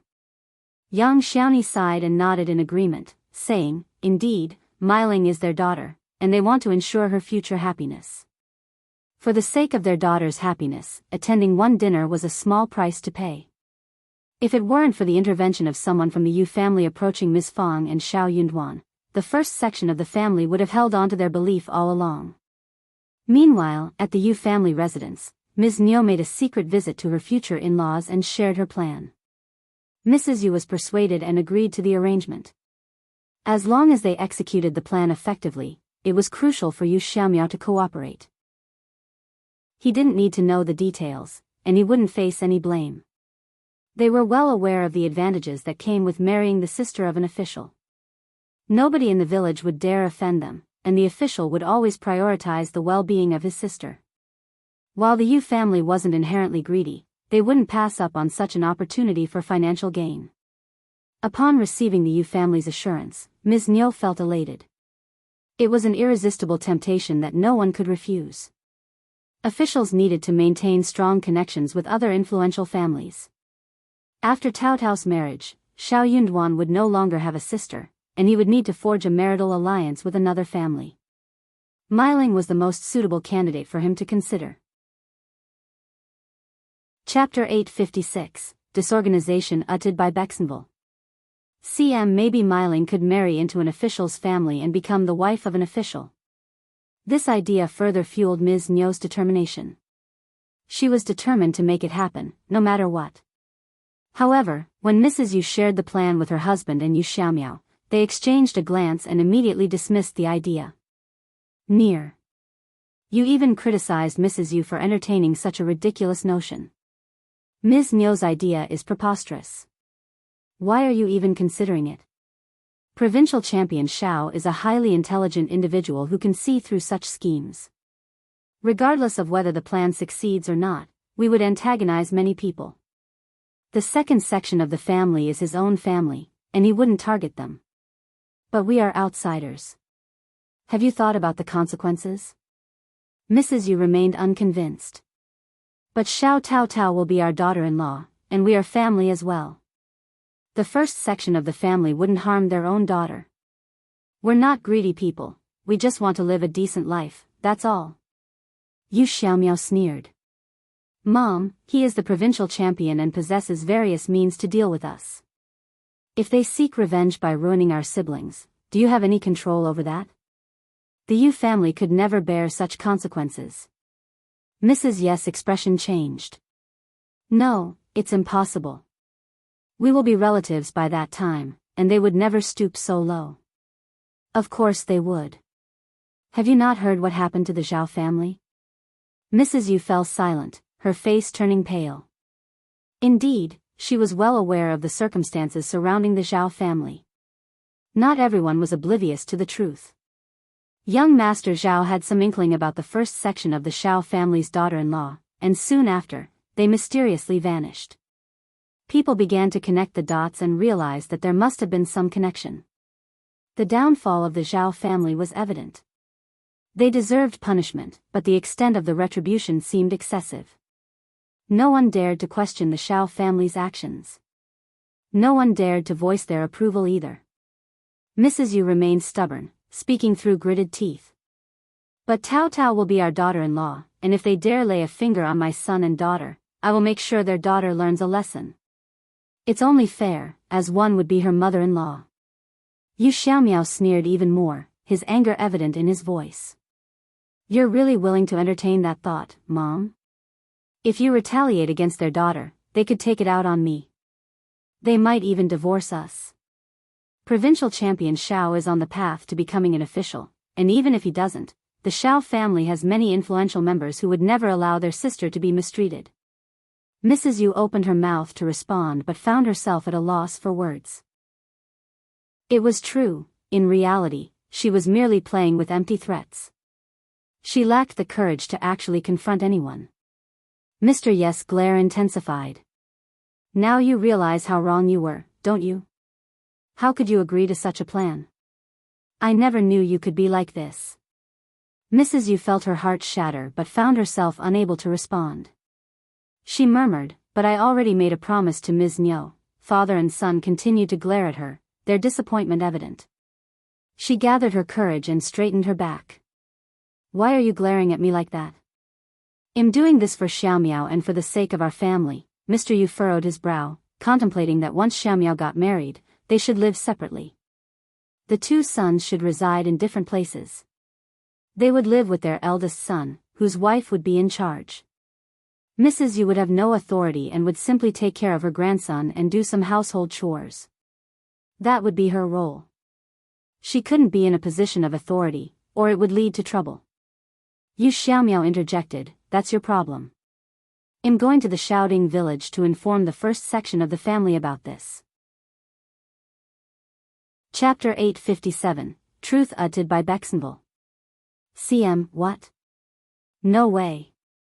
But that's how it should be. I'll be so humiliated. Near. You shouted in anger, you talk about humiliation? Xiaomiao is right. We should inform Provincial Champion Xiao about this. It's their family matter, and we shouldn't interfere. We can break off the engagement and demand compensation of no less than 10 liang. Not a penny less. They didn't like the way things had turned out, but it was pointless to continue. They could gain a new daughter-in-law with the compensation. However, Yu Xiaomiao had his own plan. Well, see, Mr. Yu understood his child. He had his own ideas, so he didn't press the matter further. Besides, he didn't want to discuss it any longer. His son could do as he pleased, as long as he didn't blame his parents for it. It was good that he wasn't as confused as his mother, so he didn't go overboard. As evening fell, Yu Xiaomiao went to the first section of the Xiao family. Recognizing him, Ms. Fang put on a friendly expression and invited him inside. Ms. Fang felt a twinge of guilt about the humiliation caused by the second section of the family. Yu Xiaomiao mentioned that he had a few private words to speak with Provincial Champion Xiao, which should remain between them. Ms. Fang was puzzled, but she still went to ask Xiao Yunduan. Xiao Yunduan invited Yu Xiaomiao to join him in the study, where Qiao Xian was already present. As Ms. Fang was about to leave, Yu Xiaomiao smiled at her and gestured for her to stay. It was an awkward and embarrassing situation, and Yu Xiaomiao stumbled over the story. Ms. Fang's anger flared up as she snapped, "How dare she? Ah! How dare she? She intends to frame Tao Tao. She's insane. I'll make sure she pays for this." Qiao Xian intervened, "Mom, don't get worked up. She won't succeed. She should be the one feeling angry, not us." I knew it. How could she suddenly be so generous and invite us all to dinner? She wants to carry out her plan when there are many people present. Qiao Xian began to piece it all together. It had been confusing for them as well. No wonder they say that when rules are broken, something is amiss. Yu Xiaomiao soon finished explaining the story. I apologize for my mother's confusion. My father and I didn't think it was a good idea at all. That's why we decided to inform you about this. Perhaps it's better this way. I'm sorry. Ms. Fang's gratitude towards Yu Xiaomiao grew. She said, "We are indebted to you. If not for your revelation, we would have been framed. I apologize and thank you. That's what we should do." All right then. I should be on my way. As it was getting late, Ms. Fang and Xiao Yunduan escorted Yu Xiaomiao out. Upon returning to the study, Ms. Fang was seething with anger, wishing she could confront Ms.Mi right away. "Yunduan, Qiao Xian, what do you think?" Qiao Xian and Xiao Yunduan exchanged glances, and after a moment, Xiao Yunduan spoke up, "We have only heard Yu Xiaomiao's account, and we cannot be certain of the truth." Ms. Fang was taken aback, her brows furrowing. "I don't believe he is lying. It's just like something your second aunt-in-law would do." Yu Xiaomiao's story brought back so many memories for her. Qiao Xian explained with a smile, "Mom, my husband means that regardless of our intentions, we shouldn't blindly trust the words of one person. We should investigate and gather more information, or we might easily fall victim to framing." Chapter 858, Waiting Uttered by Bexenville. CM Ms. Fang comprehended the message. "I'll understand. You're advising me not to act impulsively." She knew Ms. Mi's character, but what if someone else was involved? If she blindly believed that person and acted rashly, she could have made a grave mistake. Things were different now. She may have made mistakes in the past, but what if her son was implicated this time? Qiao Xian smiled. "Mom, you're so perceptive. It's just a gentle reminder." Ms. Fang sighed, a smile forming on her face. "Then remind me as much as you can. I'll keep them all in mind." Xiao Yunduan glanced at Xiao Xian with a tender expression. Having a wife who understood him and stood by his side brought him a happiness he couldn't find elsewhere. After a moment, Ms. Fang clenched her teeth. But I believe this is exactly what your second aunt-in-law would do. Let's catch her in the act, suggested Xiao Yunduan. Confronting her now wouldn't yield any admission. We have no evidence. She would likely accuse Yu Xiaomiao of harboring resentment over the broken engagement and attempting to frame her. It would only complicate matters further. Ms. Fang felt a wave of enlightenment. That's absolutely true. Ms. Niu's actions were indeed predictable. All right, then let's catch her in the act. Should we inform Tao Tao about this so she can be prepared? Xiao Yunduan and Xiao Xian exchanged a glance, and Xiao Yunduan nodded. Yes, we should let her know. We'll discuss the plan further tomorrow. But let's keep this information from Dad for now. Xiao Yunduan couldn't rely on his father, who often seemed oblivious to such matters. Ms. Fang chuckled. Of course not. He would never believe us. Head go console the second section of the family, fearing they might be wrongly accused. Haha. Xiao Xian and Xiao Yunduan exchanged a bemused look as Ms. Fang left the room. Xiao Yunduan's expression turned serious as he sighed, massaging his forehead. Things would have been much simpler if he hadn't decided to pursue a career as an official. He now had to consider numerous factors, and it was hard to determine if his family might become the target of some conspiracy. Thankfully, his mother possessed a clear mind.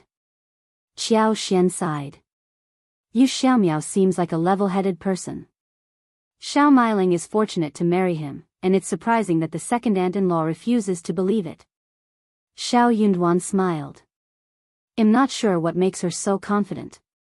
Xiao Xian pondered for a moment and smiled as he asked, Yu Xiaomiao is quite intriguing. I believe he still wants to marry Meiling. What do you think? Xiao Yunduan nodded, a grin forming on his face. It would be ideal if he marries Xiao Meiling. He seems capable of keeping her in check. As cousins from the second and first sections of the family, Xiao Meiling was known for her strong-willed and outspoken nature. Once she was married, it would be challenging to rein her in. If someone were to try and manipulate her, she might even become a force to be reckoned with. If her husband possessed the ability to manage her and handle situations wisely, it would make things much smoother. Otherwise, they could face considerable trouble in the future. When that time came, it might not be possible for the first section of the family to remain uninvolved. Xiao Yunduan was delighted to assist Xiao Meiling in marrying into the Yu family, rather than allowing her to choose an uncertain partner. The second aunt-in-law opposed this potential son-in-law, hoping that Tao Tao would take over instead. However, Xiao Yunduan had no intention of allowing that to happen. He wanted to show her the consequences of her actions, to make her understand the meaning of reaping what you sow. They engaged in a lengthy discussion about the plan before finally retiring for the night. Chapter 859, Waiting Utted by Bexenville. The anticipated day arrived when Yu Xiaomiao came to present the gift. To ensure the success of their plan, the second section of the family spared no expense. They had 2 plump chickens slaughtered, braised 2 fish, and procured a variety of meat.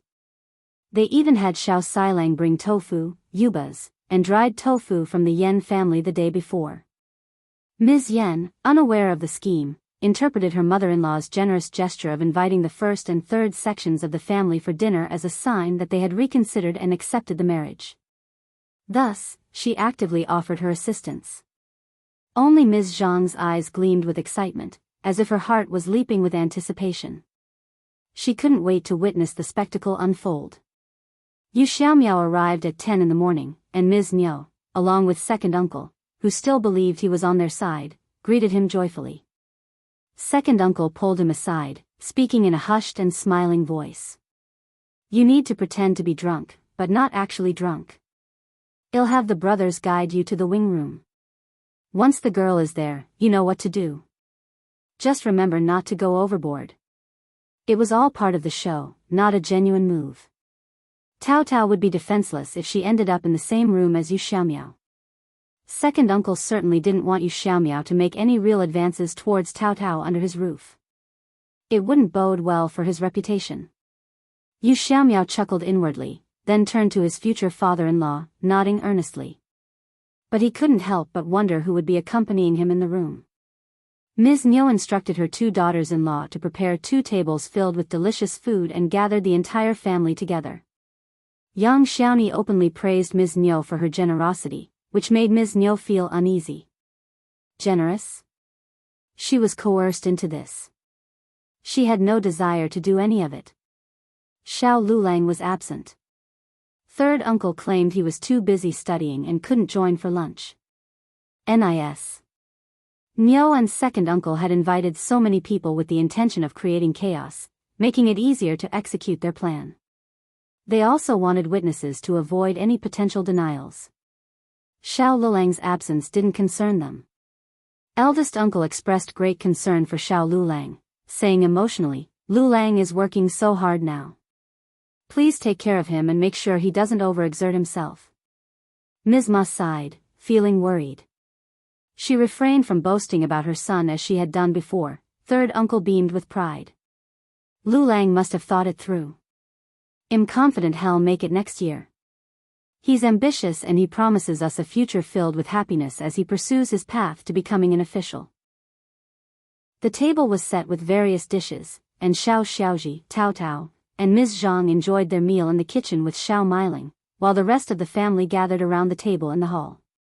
The table was filled with an abundance of dishes, and 2 jars of wine were prepared. Second uncle opened the wine and invited everyone to join in the drinking. Miss Fang discreetly glanced at Ms.Mi, who was far from stingy when it came to pouring the wine. She encouraged everyone to drink as much as they could. Miss Fang cursed inwardly. That woman only showed generosity when she had ulterior motives. If given the chance, she would give her a thorough scolding. Yu Xiaomiao appeared to be heavily intoxicated as he reached the halfway mark. His face had turned red, and it was evident that he was truly drunk. Chapter 860, Coldness uttered by Bexenville. CM third uncle playfully teased second uncle. Looks like your son-in-law has a low alcohol tolerance. He's already drunk after just a little wine. People have different drinking capacities. He's drunk, so he needs some rest. We can continue celebrating, second uncle replied with a smile. He then turned to Xiao Sanlang and said, Xiao Sanlang, help Yu Xiaomiao to the wing room with Qi for some rest. Xiao Sanlang and Qi were unaware of the situation but agreed to assist, helping Yu Xiaomiao up from his seat. Ms.Mi stood up as well. I'll guide you in. Help him. Once Yu Xiaomiao was settled, Xiao Sanlang and Qi returned to the hall, and Ms.Mi followed closely behind. She exchanged a few words in the kitchen, not to share any important information, but to provide Xiao Miling and Ms.Zhang with some subtle cues. Ms.Mi walked briskly, feeling a sense of anticipation. She was eager to witness the unfolding drama. After completing her task, she planned to find an excellent match for her own daughter, making Tao Tao envious for the rest of her life. Xiao Miling and Ms.Zhang exchanged a knowing glance and couldn't help but feel pleased. Soon, they finished their meal. Xiao Miling mentioned that she had something to discuss privately with Tao Tao. Xiao Xiaoji felt slightly displeased being left alone. However, with Xiao Miling's impending marriage, the cousins decided to set aside any grievances during this joyous occasion. So Tao Tao followed Xiao Miling to another location. Tao Tao's heart sank, overcome by a chilling sense of unease. If her mother hadn't given her a warning beforehand, she would have been completely unprepared for this situation. Xiao Miling glanced at Ms. Zhang as she led Tao Tao to the wing room, wearing a smile. Elle left my sewing needles and thread inside the room. Can you help me find them? Tao Tao gave her a complex look, a mixture of emotions swirling within her. Deep down, she wished that Xiao Miling would feel remorse at this final moment. Xiao Miling sensed the intensity of Tao Tao's gaze, feeling a discomforting sensation. However, she quickly dismissed the feeling. Tao Tao's palms grew clammy with sweat. Once inside the wing room, Xiao Miling pretended to search for something and asked Tao Tao for assistance. Soon, Ms. Zhang called Xiaomiling out of the room, and Xiaomiling instructed Tao Tao to continue searching while she stepped away momentarily. The two women exchanged a conniving grin before parting ways. Xiaomiling made her way back to the room, pretending to be oblivious to everything that was about to unfold. Meanwhile, Ms. Zhang went to relay the message to Ms.Mi. Once Ms.Mi received the message, she would know that everything had been set in motion. Inside the wing room, Yuezheng's task was to embrace Tao Tao, unaware that she was not Xiaomiling. He wouldn't be held accountable for his actions. Ms.Mi's face lit up with a bright smile upon seeing Ms. Zhang. She turned to Xiao Sanlang and said, "Sanlang, could you please check on Xiaomiao?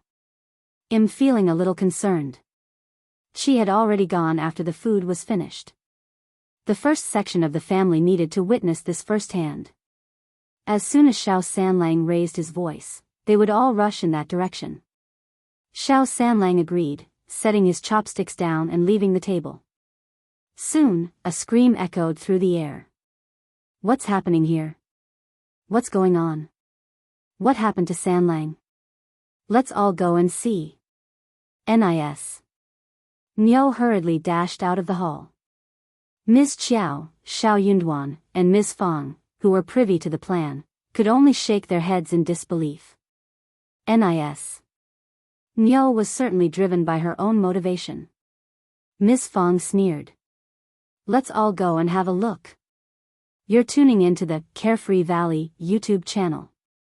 Don't forget to subscribe and join us on this journey to catch the most captivating stories.